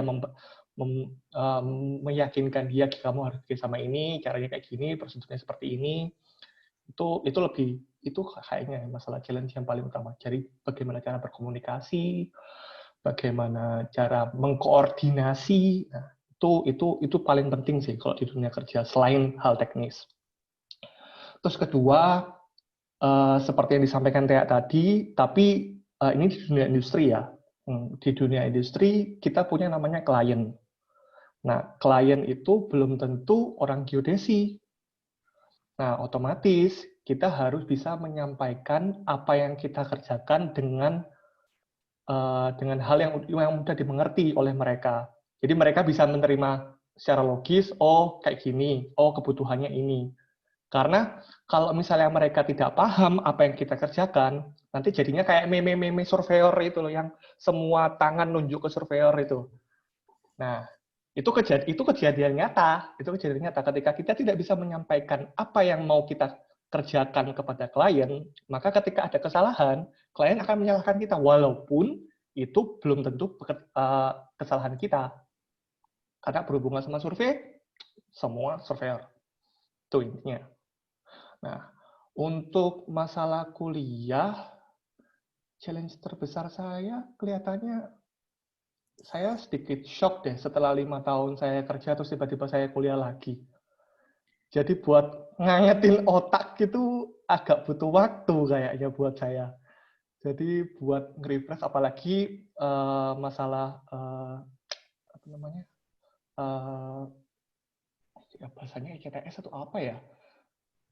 Kurikulum. Nah, bahasanya kurikulumnya Jerman kan sangat berbeda sama Indonesia dan pengembangan teknologinya sudah sangat jauh berbeda. Otomatis saya mesti akselerasi juga, saya mesti baca dulu buku S1 kayak gimana, terus nanti baca-baca dari internet perkembangannya selama 5 tahun ini sudah seperti apa, supaya saya bisa mengikuti apa yang saya dapatkan di S2 ini. Itu aja sih. Kasih Mas Ulin. Iya, oke. Intinya itu juga kan, kembali lagi kita harus bisa berkomunikasi tadi. Gitu. Nah, kalau untuk Mbak Tia sendiri nih, apa nih yang terkait dengan the greatest challenge-nya? Greatest challenge. Oh ya, kalau misalkan diingat-ingat dulu waktu pertama kali ke Perancis, mungkin salah satu hal yang cukup menantang itu dari bahasa. Karena di Perancis kan kuliah saya dulu pakai bahasa Perancis. Jadi oke, walaupun sebelum berangkat itu belajar bahasa Perancis dulu itu, tapi tetap ketika kuliah itu kadang masih apa ya ini diomongin gitu. Jadi, tapi untuk mengatasi hal itu emang harus itu sih, harus berani bilang. Jadi setelah kuliah, kalau boleh sharing, dulu itu aku sering ke ruangan dosen. Pak, saya tadi nggak ngerti. Boleh minta dijelasin lagi nggak? Gitu. Sama pinjam catatan temen. Dan itu sih. Itu benar-benar salah satu hal yang apa ya, memang harus betul usaha lebih gitu. Ketika kita tahu, oh ada challenge ini, itu harus memang cari cara sih solusinya kayak gimana gitu. Terus kalau lagi S3 kemarin, jadi S3 itu benar-benar salah satu period studi yang membutuhkan dedikasi penuh. Gitu. Greatest challenge-nya adalah kadang motivasinya turun. Itu sih, itu wajar. Dan salah satu hal yang bisa dilakukan adalah sering ngobrol. Oke, S3 itu sibuk, tapi jangan lupa untuk punya teman. Itu sih, karena di situ memang benar-benar bisa membantu. Ketika kita down atau apa, itu tuh adalah orang yang bisa support gitu. Itu sih, sama juga sering ngobrol sama supervisor, sama pembimbing. Mungkin saya salah satu orang yang cukup beruntung punya pembimbing yang cukup suportif ketika S3 gitu. Jadi kadang curhat, Pak, males banget nih. Terus tiba-tiba ya bapaknya bilang, oh kamu coba kerjain ini deh. Itu sih memang harus cukup terbuka untuk mengatasi masalah motivasi. Itu sih sebenarnya kalau greatest challenge-nya. Kalau untuk masalah belajar, ya mungkin yaitu karena saya belajar yang multidisiplin itu bukan, ya itu challenge untuk mau belajar hal baru, mau belajar hal lain. Jangan menutup diri terhadap bidang ilmu yang lain, itu sih. Iya, itu challenge ya. Iya, ya, mungkin. Semoga bisa menjadi masukan deh. Ya, berarti tetap ya kita harus tanya. Kalau kita nggak paham, kalau kita diem mungkin apa namanya, kita bisa tersesat. Malu bertanya sesat di jalan kan kata pepatah itu seperti itu. Nah, mungkin ya Mbak, ini bisa nggak apa namanya, jika peserta nih Mas atau adik-adik yang ikut di sini yang masih kuliah ya mungkin, bagaimana sih melatih gitu? Kan kita butuh cara berkomunikasi, lalu ada bagaimana kita bisa berani katakanlah tampil di depan umum kayak gitu. Berarti kan kita butuh ada semacam pengalaman gitu kan. Mungkin ada nggak dulu pengalaman selama masa kuliah gitu, mungkin organisasinya atau seperti apa? Dari Ini ini Mas Fikri banget. iya, coba Mas Fikri mungkin Mas Fikri gitu. Silakan Mas Fikri. Ya, setiap jurusan kan pasti ada himpunannya masing-masing. Itu ya berkontribusi aja ke himpunan. Nanti di himpunan tuh kalian bisa belajar banyak kok sebenarnya. Apalagi sekarang tahun berapa ya kemarin ya sudah ada IMGI. Ya saya harap masih ada sampai sekarang. Otomatis kalian juga bisa berkontribusi di sana. Dan ketika di himpunan kalian juga bakal bisa melatih bagaimana cara berkomunikasi, bagaimana cara manajerial ya, bagaimana caranya kita bisa mengkoordinasi orang, bagaimana bisa mendidik atau mengajari junior. Nah, itu penting sebenarnya. Nanti kalau misalnya karena kita di himpunan kita bisa kenal senior, otomatis kita punya relasi yang baik dengan senior, otomatis kalau ada informasi kita bisa dapat. Jadi kalau saya nggak ada ruginya sih sebenarnya waktu saya gabung di himpunan selama berapa tahun itu. Ya, selain itu kalau misalnya memang ada waktu lebih mau gabung BEM atau lainnya, ya silahkan. Yang pasti organisasi di kampus itu sangat-sangat berguna ketika kalian di dunia kerja maupun di dunia riset sebenarnya. Karena di dunia riset juga kalian bakal berkomunikasi dengan orang, gimana caranya berkoordinasi untuk membuat sebuah riset bersama-sama. Nah, itu saya sangat penting.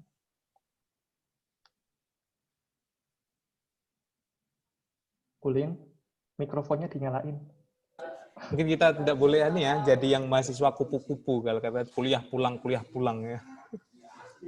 Ya nggak ada yang bisa dipelajari kalau kayak gitu. Iya betul. Karena nanti kalau misalnya di dunia pekerjaan yang paling penting itu manajerialnya lebih penting. Jadi ketika gimana caranya kita bisa memanage orang, bisa mengkoordinasi orang itu, kalau kita cuma punya hard skill, gimana caranya kita bisa menyampaikannya kalau kita nggak punya kemampuan manajerial. Ini kalau dari Mbak Tia sendiri nih, gimana nih? Aku setuju banget sama Mas Fikri. Oke, betul. Iya, soalnya kalau hard skill doang, terus habis itu, ketika kita cuma kuliah pulang, kayak kita tuh nggak bisa jadi individu yang benar-benar individual selamanya gitu. Memang harus ada interaksi dengan orang lain gitu. Dimana interaksi itu atau cara kemampuan kita berinteraksi itu tidak bisa dipelajari cuma secara instan. Itu harus ya dari yang tingkat paling bawah, dari gimana kita sama keluarga, gimana kita sama saudara, kemudian habis itu di dunia perkuliahan, bagaimana kita dengan teman seangkatan, bagaimana kita dengan senior atau junior, itu benar-benar semuanya harus dilatih sih. Dan sebenarnya perkuliahan itu salah satu wadah yang sangat tepat untuk belajar itu semua. Jadi organisasi itu cukup penting kalau menurut aku. Aku setuju banget sama Mas Fikri. Betul sekali. Jangan sampai kita hanya yang kupu-kupu kalau yang kuliah pulang gitu. Oh, sama satu lagi sih. Okay. Untuk jangan takut untuk jangan malas untuk belajar hal lain gitu. Kalau misalkan di sini teman-teman ada yang pengen keluar negeri, tadi bilang bahasa Inggrisnya, mungkin ada yang bilang bahasa Inggrisnya agak kurang ya. Kita tahu kalau bahasa Inggrisnya kurang ya, coba deh ikut les bahasa Inggris atau les bahasa yang lain gitu. Jadi skill-skill di luar kemampuan kuliah itu kalau misalkan ada waktu atau rezeki lebih untuk melatih itu semua, manfaatkanlah mumpung masih muda. Oke, nah kita membahas tadi kuliah ya. Mungkin ini ada pertanyaan di Slido terkait dengan atmosfer perkuliahan. Nah, ada nggak sih perbedaan atmosfer akademik ini antara di dalam negeri sama di luar negeri ini? Mungkin Mbak Tia dulu nih yang menjawab nih. Perkuliahan ya, mahasiswanya super aktif di sini. Jadi banyak banget yang tanya selama kuliah dan jadi debat gitu. Itu sih salah satu hal yang aku remark. Mahasiswanya super aktif. Mahasiswanya super aktif dan ya itu, jadi mereka jadi cukup dekat gitu dengan dosen. Jadi nggak cuma di jam kuliah doang, setelah kuliah pun juga mereka masih aktif untuk bertanya kalau misalkan ada yang ada yang nggak jelas gitu. Itu sih kalau untuk perkuliahan. Apalagi ya? Mungkin Mungkin masih bisa nambahin, aku nggak iya, kepikiran lagi yang lain. Kalau masalah perkuliahan, di sini itu sangat berbeda sama Indonesia. Pertama, di sini kamu mau masuk kuliah atau nggak masuk kuliah terserah kamu. Jadi itu pilihan kamu kalau mau masuk kuliah atau nggak masuk kuliah, karena nilai akhir itu cuma diambil dari ujian, itu aja. Jadi ujian akhir, satu ujian akhir dinilai, kalau kamu dapat bagus ya bagus, kalau jelek jelek. Tapi kalau kamu nggak ikut kuliah, so pasti kamu dapat nilai jelek, karena pembahasan yang dikeluar di ujian itu lebih banyak dari pembahasan dan diskusi yang ada di kelas. Jadi kalau misalnya kamu cuma berpaku sama slide, ya udah ketika di ujian dihabisi kamu sama profesor. Karena kebanyakan di sini itu ujiannya jarang yang writing, jadi jarang ujian tulis, lebih banyaknya ujian oral. Jadi bagaimana dia bakal nguji kemampuan kamu benar-benar real. Jadi seberapa tahu kamu tentang konsep itu benar-benar dibuka di sini. Jadi sangat-sangat berbeda sama Indonesia yang absen dinilai, ada UTS, ada UAS, wah itu enak banget karena semuanya dibagi secara rata dan sangat enak lah kalau misalnya untuk nyari nilai di Indonesia. Tapi kalau di sini sangat berbeda. Di sini kalian memang benar-benar harus paham tentang topik yang kalian mau ambil mata kuliahnya. Terus di sini ya benar kata Thea, masalah diskusinya lebih aktif karena memang sistemnya seperti itu, lab-nya itu aktif. Lab-nya aktif, jadi mahasiswanya lebih banyak di lab, berkomunikasi sama asisten lab, terus kadang-kadang ketika profesornya ada juga bisa berinteraksi sama profesornya. Itu sih perbedaannya. Otomatis kan itu menstimulus kita karena sistemnya berbeda, pemahaman kita juga berbeda. Itu aja sih. Kalau masalah riset, ya di sini risetnya kalau menurutku lebih deep sih. Lebih deep karena kita harus mempelajari dari dasar banget. Nah, karena perbedaannya orang Indonesia sama orang luar itu, orang Indonesia itu lebih aplikatif. Nah, ini yang penting. Ketika di dunia pekerjaan, orang Indonesia punya kelebihan karena orang Indonesia itu aplikatif. Mereka itu bisa melakukan sesuatu yang benar-benar aplikatif di lapangan. Tapi ketika kita masuk ke dunia riset, Indonesia punya kekurangan, yaitu kita masih kurang dasarnya. Jadi dasar fisikanya kayak gimana, dasar matematikanya kayak gimana, kadang-kadang kita langsung blank. Apa yang mesti kita omongin? Nah, di Jerman terutama, ketika kalian mau melakukan sebuah riset, otomatis kalian harus tahu secara detail apa yang kalian kerjakan. Karena terkadang ketika kita tidak tahu secara detail, ternyata detailnya itu yang salah. Dan itu bisa merambat, karena geodesi nggak jauh dari perambatan kesalahan. Itu sih sebenarnya, kayaknya.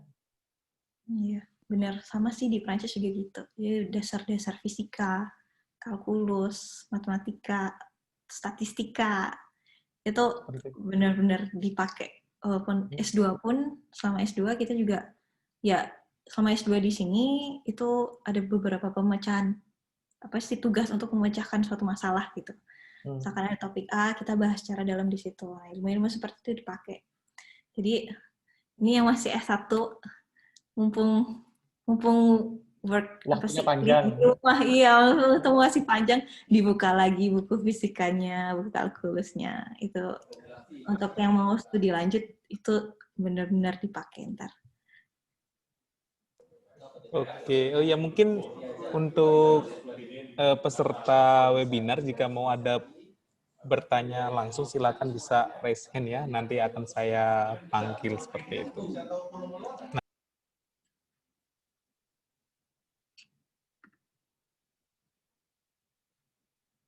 untuk Mbak Tia nih, Mbak Tia alasan apa sih bisa untuk mendaftar postdoc nih setelah PhD?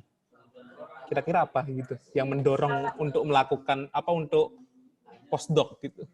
Alasan untuk melakukan postdoc, untuk ngerjain postdoc sekarang?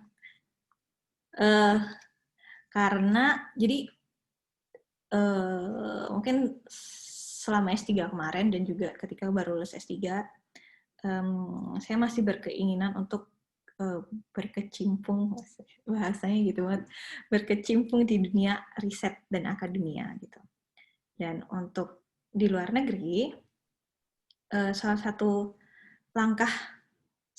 solusi langkah awal untuk kerja di riset itu adalah sebagai peneliti muda atau young researcher. Nah, salah satu jabatan yang ada untuk jadi peneliti muda atau salah satu title yang ada itu adalah postdoctoral researcher.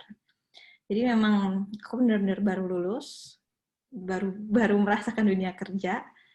Ya, untuk coba itu semua aku akhirnya daftar untuk kerja jadi postdoc. Itu sih sebenarnya alasannya simpel karena masih pengen di dunia riset gitu. Mungkin kalau di Indonesia cukup beda ya, mungkin kesempatan untuk menjadi tenaga pengajar di satu universitas itu kesempatannya jauh lebih terbuka daripada di sini. Itu sih. Dan aku masih pengen belajar banyak hal karena kayaknya S3 kemarin kurang cukup gitu. Udahlah postdoc dulu. Karena postdoc itu kita masih punya pembimbing di sini, pembimbing untuk riset. Tapi memang tanggung jawabnya berbeda sih dengan sebagai seorang student gitu. Jadi ya karena itu sih alasannya. Oke, mungkin kalau untuk Mas Fikri, setelah bekerja menjadi land surveyor di Saudi ini kenapa sih selain tadi ya ingin lanjut S2, kenapa bisa ingin lanjut S2 gitu? Selain dari keinginan saya ingin S2 kayak gitu. Apa sih yang melatar belakangi mungkin Mas Fikri? Jujur aja nggak ada latar belakang. Karena saya kerja itu untuk S2. Jadi dari awal ketika saya lulus S1, saya memang ada keinginan untuk S2, cuma mengenai biaya, terus tanggungan lah, anggapannya ya saya punya keluarga, ya saya mesti support mereka, ya karena kita kan sudah lulus S1, otomatis kita punya tanggungan lebih lah buat keluarga untuk membantu keluarga kita kan, otomatis ya saya kerja dulu.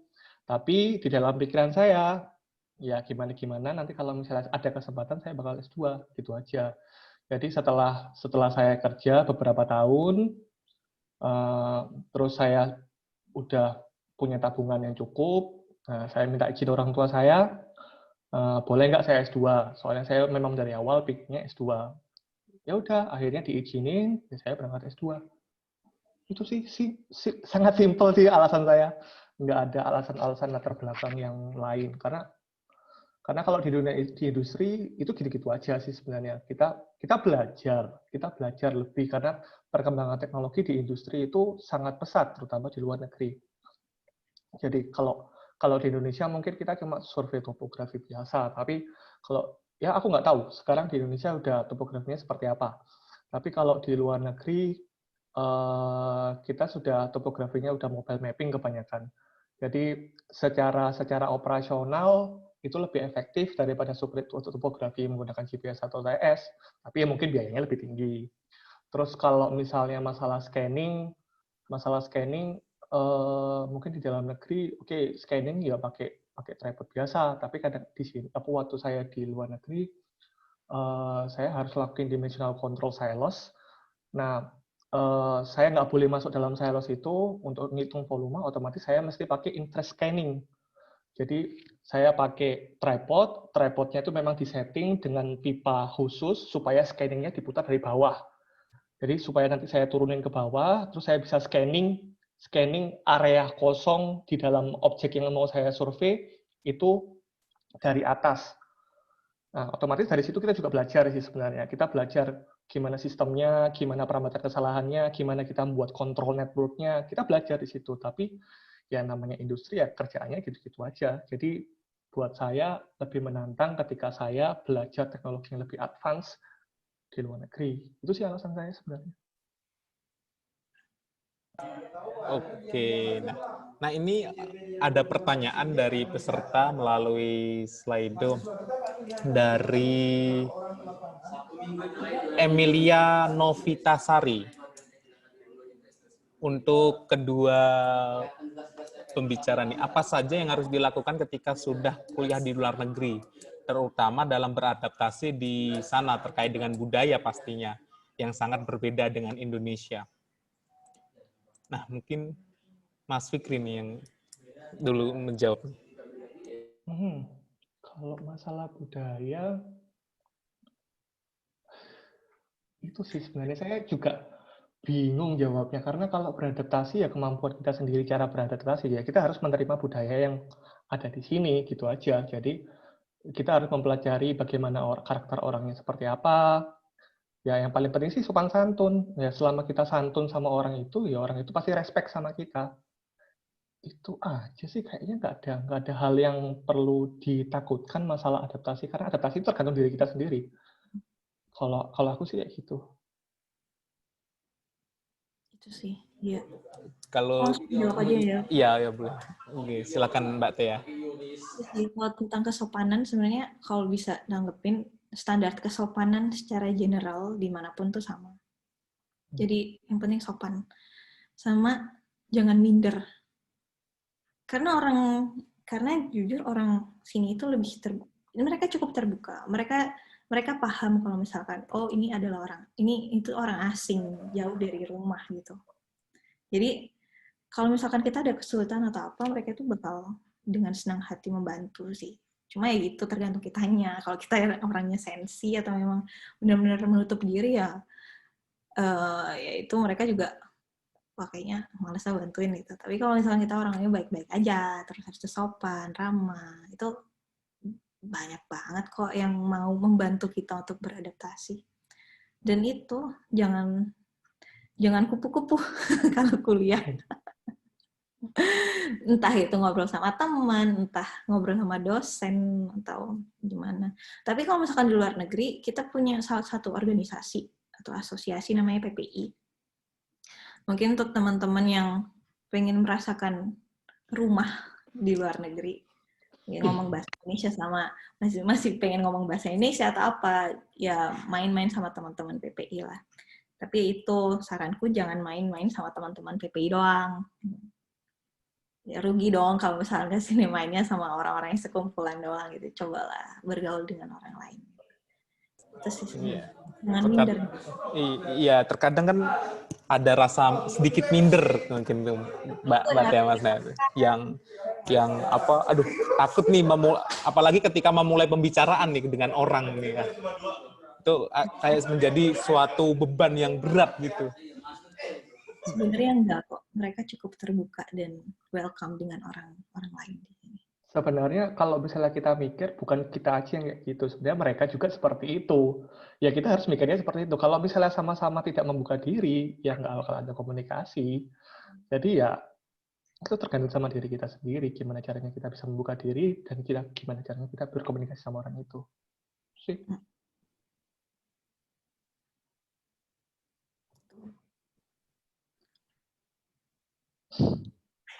Mikrofon. Oke, ini ada lagi juga nih yang dari Slido banyak yang bertanya, apakah ketika kita berkuliah di luar negeri bisa sambil part-time seperti itu? Atau yang bisa bekerja sambil kuliah? Ini banyak sekali yang bertanya seperti itu. Mungkin Mbak Tia mungkin. Untuk bekerja sambil kuliah sambil kerja ya. Jadi untuk pelajar di sini, kita punya nggak 100% hak untuk bekerja. Jadi kita nggak boleh kerja full time. Boleh kerja cuma part time. Karena memang harus diakui biaya hidupnya cukup mahal di sini. Jadi ada teman-teman Indonesia yang saya kenal yang mereka juga bekerja selama kuliah. Tapi itu balik lagi, kuliah di sini tuh nggak gampang. Apalagi kalau misalkan ada salah satu barrier yaitu bahasa gitu. Tapi ya pintar-pintarnya kita cari ngatur waktu sih. Kalau misalkan bisa mengatur waktu dengan baik, kalau memang bisa tidur sedikit, bisa kok kerja selama kuliah gitu.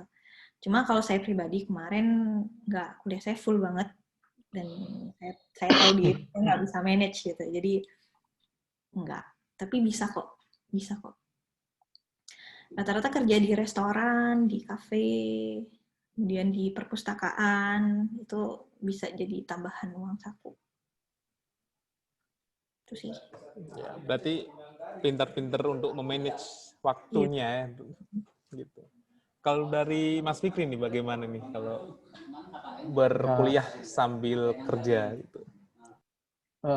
Kalau secara teori sih bisa, karena lowongan juga banyak, baik itu di bidang industri geospasial ataupun misalnya kayak yang disebutin kayak restoran dan sebagainya. Karena di Jerman sendiri itu divisanya tertulis sebenarnya kita bisa kerja 20 jam per 20 jam per, aku lupa 20 40 ya. Pokoknya setengah itu 120 hari per tahun setahu saya, seingat saya, cuma nanti dibagi aja. Nah, cuma kembali lagi kalau misalnya mau kuliah sambil kerja, ya pasti ada konsekuensinya. Konsekuensinya manajemen waktu, karena ya benar kata Tia tadi, kuliah di sini itu nggak gampang. Bahkan kalau saya boleh bilang, kalau di Indonesia paketannya 18 SKS kan? Ya, di sini paketannya 30 ECTS. Ngambil 30 ECTS itu pusingnya udah minta ampun. Kalau di Indonesia bisa nambah sampai 24. Kalau di sini mau nambah itu artinya nambah waktu sangat banyak. Kalau buat saya ya, mungkin saya yang tidak bisa manajemen waktu atau seperti apa. Jadi secara teori bisa, sangat bisa. Cuma memang benar-benar harus ada konsekuensinya ya. Kayak tadi bilang, berarti waktu tidur berkurang, waktu untuk fokus sama tugas juga berkurang. Jadi ya itulah alasan saya kenapa waktu itu saya nggak ngambil part-time. Karena wah, kuliah saya udah padat banget waktu itu. Jadi mau digimanain lagi. Jadi udahlah, fokus sama kuliah aja. Itu sih. Tapi bisa. Oke, gitu ya.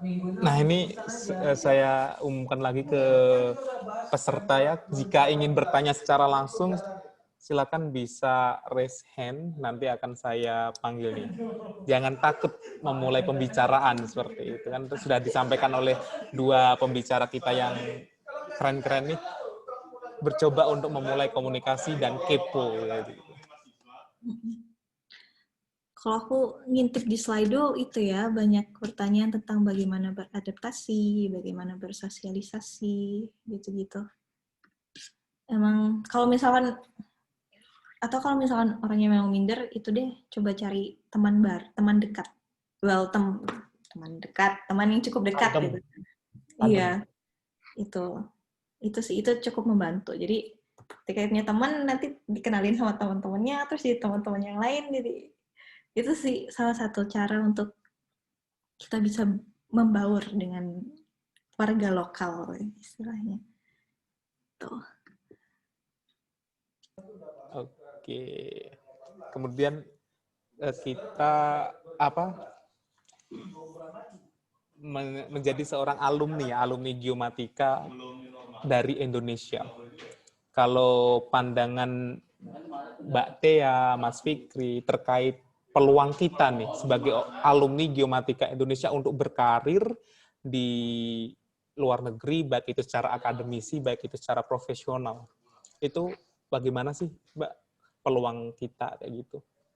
Kan yang jelas nanti ketika kita luar negeri kan kita akan bersaing secara internasional tuh.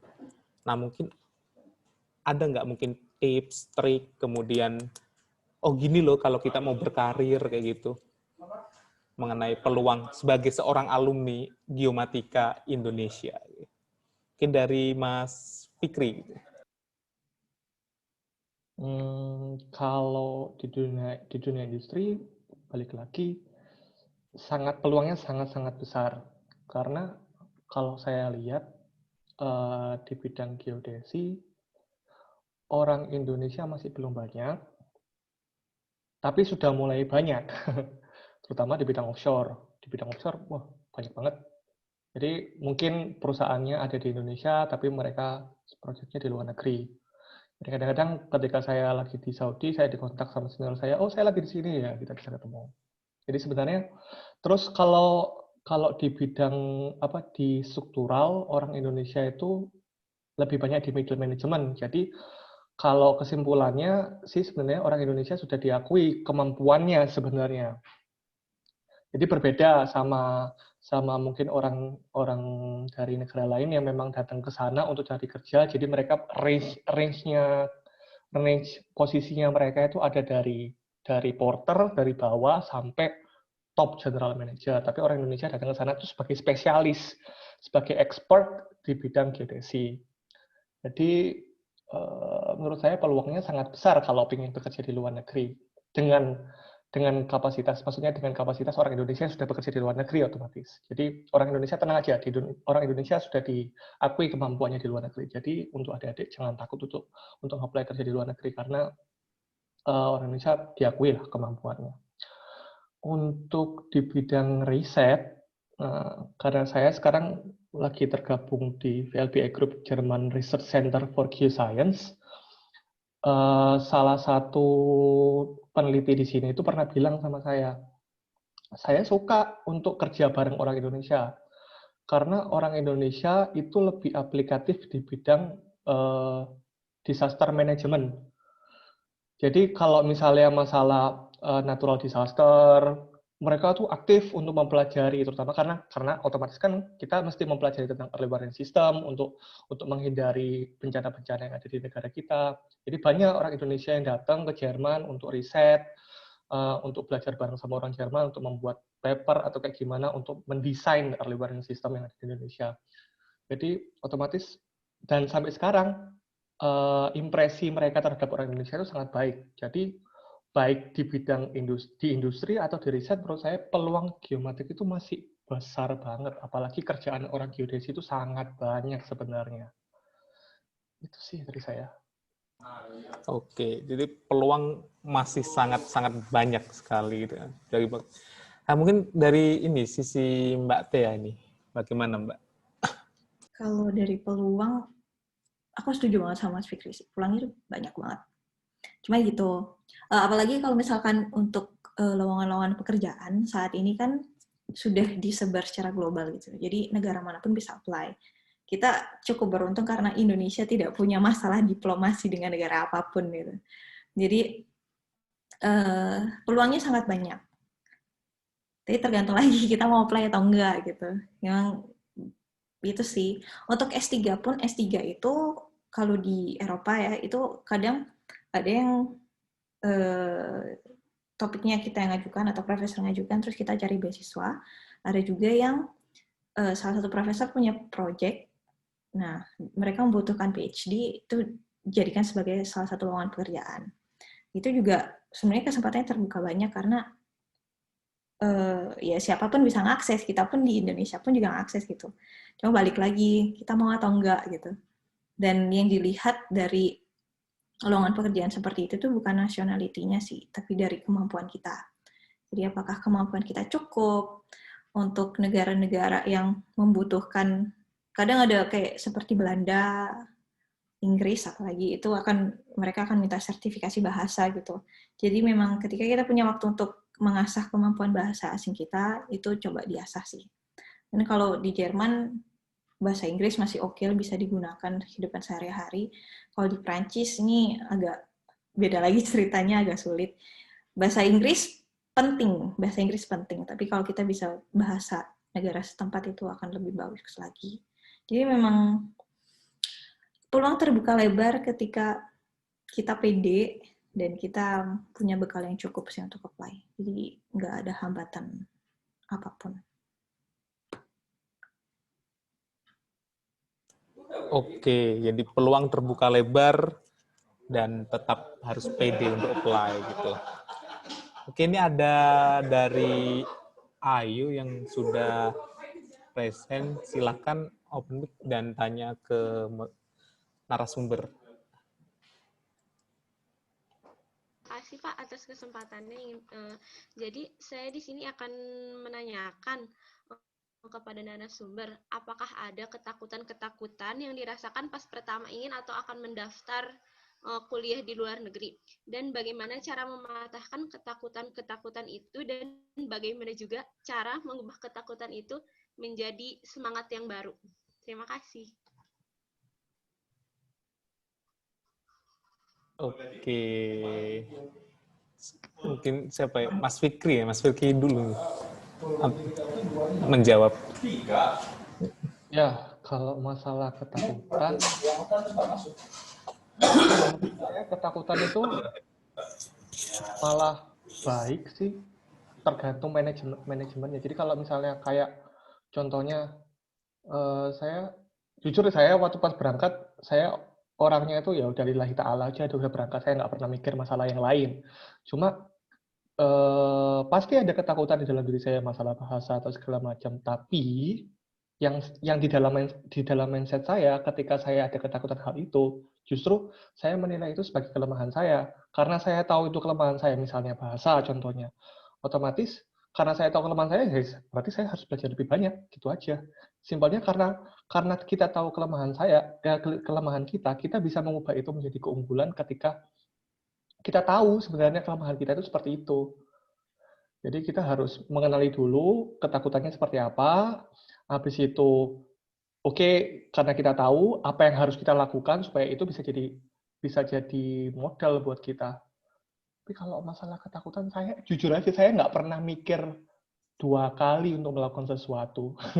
Saya itu orangnya ya udah, kalau misalnya mau ngelakuin sesuatu, segala konsekuensi akan saya tanggung di sana. Udah, itu mindset saya. Karena kalau misalnya kita nggak punya mindset kayak gitu, ya maju mundur nggak bakal selesai masalah.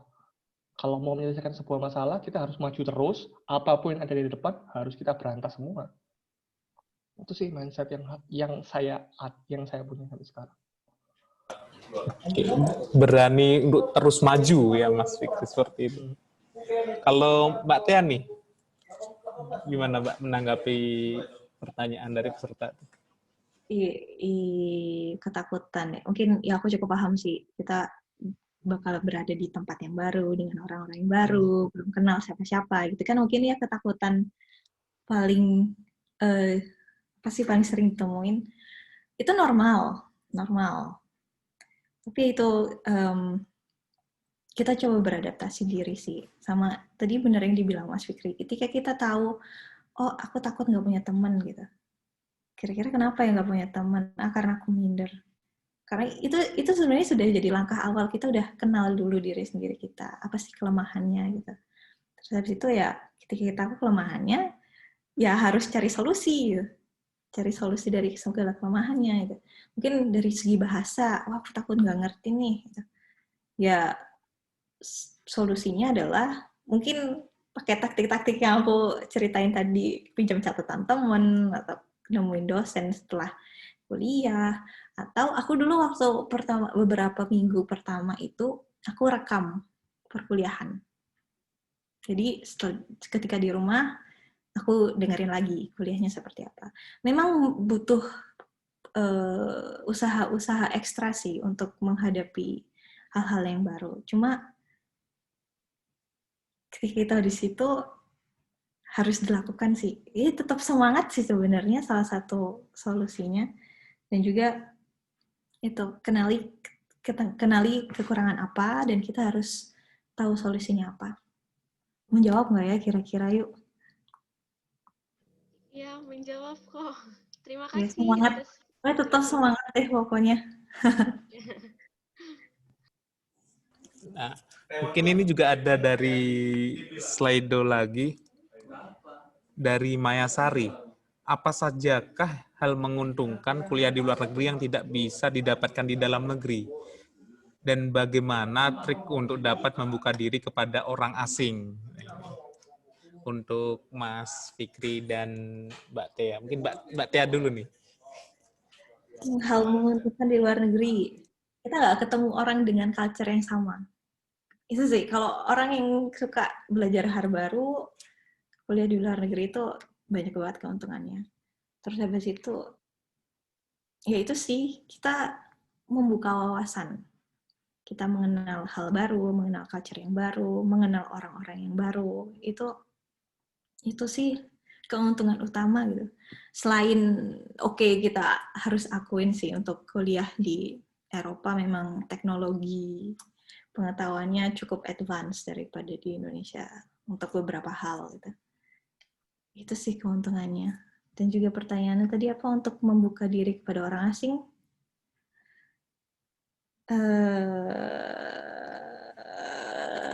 Susah dijawab. Kita yang asing gitu sebenarnya. Kita yang asing di sini. Itu ya sering ngobrol aja, jangan minder. Itu sih. Aku dulu juga, aku orangnya nggak bisa ngobrol bahasa Prancis dulu ketika awal-awal. Tapi ketika makan siang udah nimbrung aja. Pokoknya kita ada di situ, terus kita dianggap, lama-lama ada interaksi. Itu sih. Itu aja apa sih? Kalau misalnya bahasa Jawa Timurnya bondo nekat. Udah nekat aja gitu. Nggak usah takut-takut. Karena mereka juga terbuka gitu sama kita. Dan ingat kita yang orang asing di situ. Jadi supaya bisa berbaur ya, kita membuka diri lah. Itu sih. Oke ya, bondo nekat ya tadi itu. Bondo nekat. Oke, kalau Mas Fikri gimana Mas? Ya, kalau masalah keunggulannya kuliah di luar negeri, ya benar kata kayak tadi. Karena kita di sini tidak kuliah dengan cuma satu nationality, kita bekerja ataupun kuliah dengan beberapa nationality, otomatis kita juga bisa sharing ilmu sebenarnya. Karena kalau aku ngomong masalah geodesi, case surveying, case geodesi di setiap negara itu sangat berbeda. Otomatis kita bisa membuka wawasan kita di setiap negara itu kayak gimana sih case-nya, seperti apa, bagaimana mereka bisa menyelesaikan. Hal itu penting karena kita bisa mempelajari dan kita bisa menerapkan itu ketika nanti kita kembali ke Indonesia. Itu poin penting ketika kita di sini. Jadi sangat penting ketika kita kuliah di sini kita membuka diri untuk berkomunikasi dari mahasiswa-mahasiswa negara-negara lain, karena nanti kita bisa sharing, di negara saya seperti ini, di negara saya seperti ini, gimana kamu cara nyelesain ini? Oke, nanti mereka bisa sharing. Dan mereka sangat terbuka mengenai hal itu. Jadi kadang-kadang saya datang ke kamar, kita cerita tentang negara kita kayak gimana masing-masing, gimana cara menyelesaikan, sering kayak gitu. Jadi lebih banyak interaksinya. Terus kalau masalah teknologi, ya nggak bisa dibohongin sih, masalah infrastruktur di sini memang lebih banyak. Jadi otomatis ketika kita mau butuh data di bidang geodesi sangat melimpah. Jadi bisanya melimpah. Jadi kita bisa kita mau apa sih bisa dilakuin di sini sebenarnya. Itu seperti keunggulannya kenapa kuliah di luar negeri. Kalau cara membuka diri ya mungkin poinnya sama kayak yang tadi sih, karena kalau kita bisa ngobrol sama orang-orang di multinegara, kita bisa mempelajari apa kesusahan mereka, apa yang telah mereka lakukan di negara mereka, jadi kita bisa menerapkan itu di negara kita nantinya. Itu sih kayaknya. Sama itu sih salah satu keuntungan lain adalah networking. Kita bisa kenal. Nggak sekedar teman aja, tapi bisa jadi itu kolega kita nanti di masa yang akan datang gitu. Sama networking sih. Sama itu akses jurnal. Karena teman-teman yang kuliahnya adalah membahas jurnal di luar negeri itu akses jurnalnya cukup terbuka lebar. Oke, ternyata waktu kita tinggal 10 menit nih. Ini 11 menit ini. Nah, mungkin ini untuk yang terakhir. Mungkin ada sebuah closing statement nih untuk dari Mbak Tia dan Mas Fikri, sehingga teman-teman di sini ini berani nanti bersaing atau belajar bekerja bersaing di kancah luar negeri ini. Mungkin dari Mas Fikri. Statement ya? Ya mungkin saya mau ngomong ini aja sih sebenarnya. Musuh pertama yang harus kalian lawan itu diri kalian sendiri. Itu yang paling penting. Jadi sebenarnya belenggu yang ada di teman-teman semua sekarang itu ya teman-teman sendiri. Teman-teman sendiri yang ngerasa nggak mampu. Padahal sebenarnya teman-teman mampu. Itu aja sih. Kalau misalnya mau lebih dari yang teman-teman punyai sekarang, otomatis teman-teman harus mengalahkan diri teman-teman sendiri. Jadi supaya udah jalanin aja. Kalau masih merasa takut, ya maju mundur, akhirnya nggak bisa berkembang nantinya. Jadi kalau mau berkembang, kalahkan diri kalian sendiri supaya kalian bisa berkembang. Itu aja sih kalau dari saya. Jangan takut.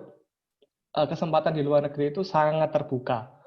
Jadi kalian jangan pernah takut masalah bahasa atau masalah adaptasi. Kalian bisa sebenarnya. Yang penting kalian mau. Itu aja sih dari saya.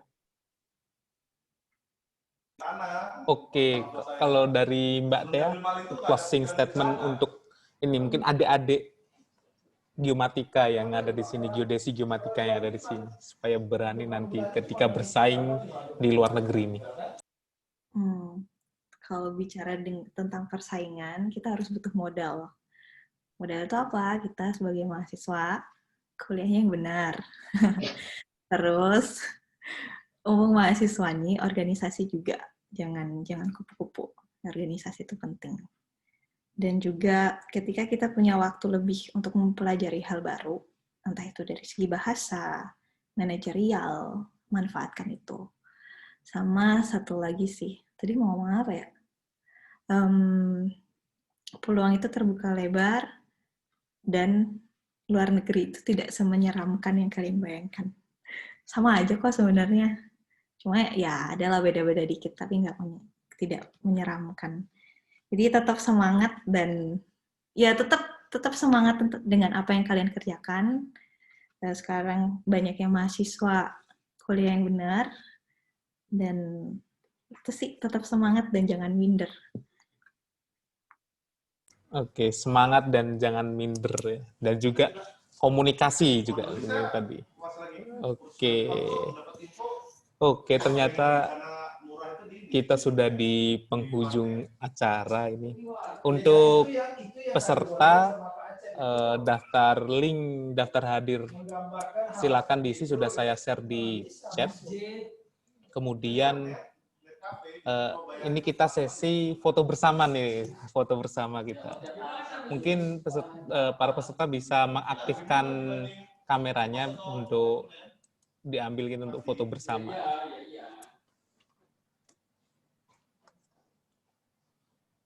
Oke,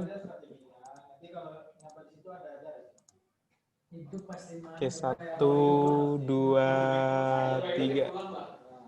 Oke. Gaya bebas dong. Gaya bebas nih, Mbak Anita mungkin Mas Fikri gaya bebas nih.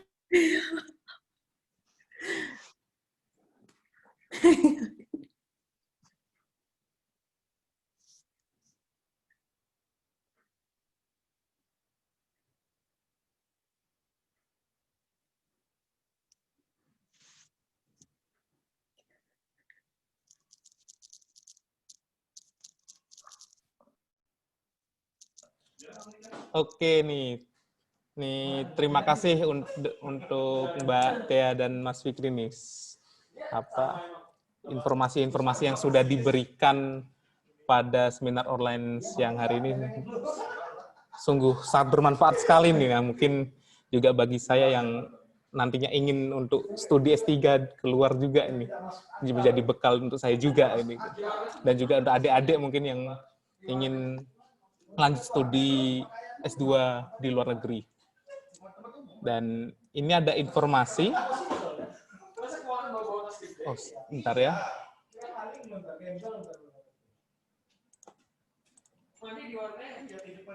Ada informasi untuk kalian. Sesi seminar online untuk bulan Oktober, yaitu dengan tema geomatika untuk energi. Nah, silahkan itu kalau jika ingin mendaftar, silahkan scan barcode yang ada di pojok kiri bawah itu. Yang akan dilaksanakan tanggal 13 Oktober 2020 di jam 1 sampai jam 3.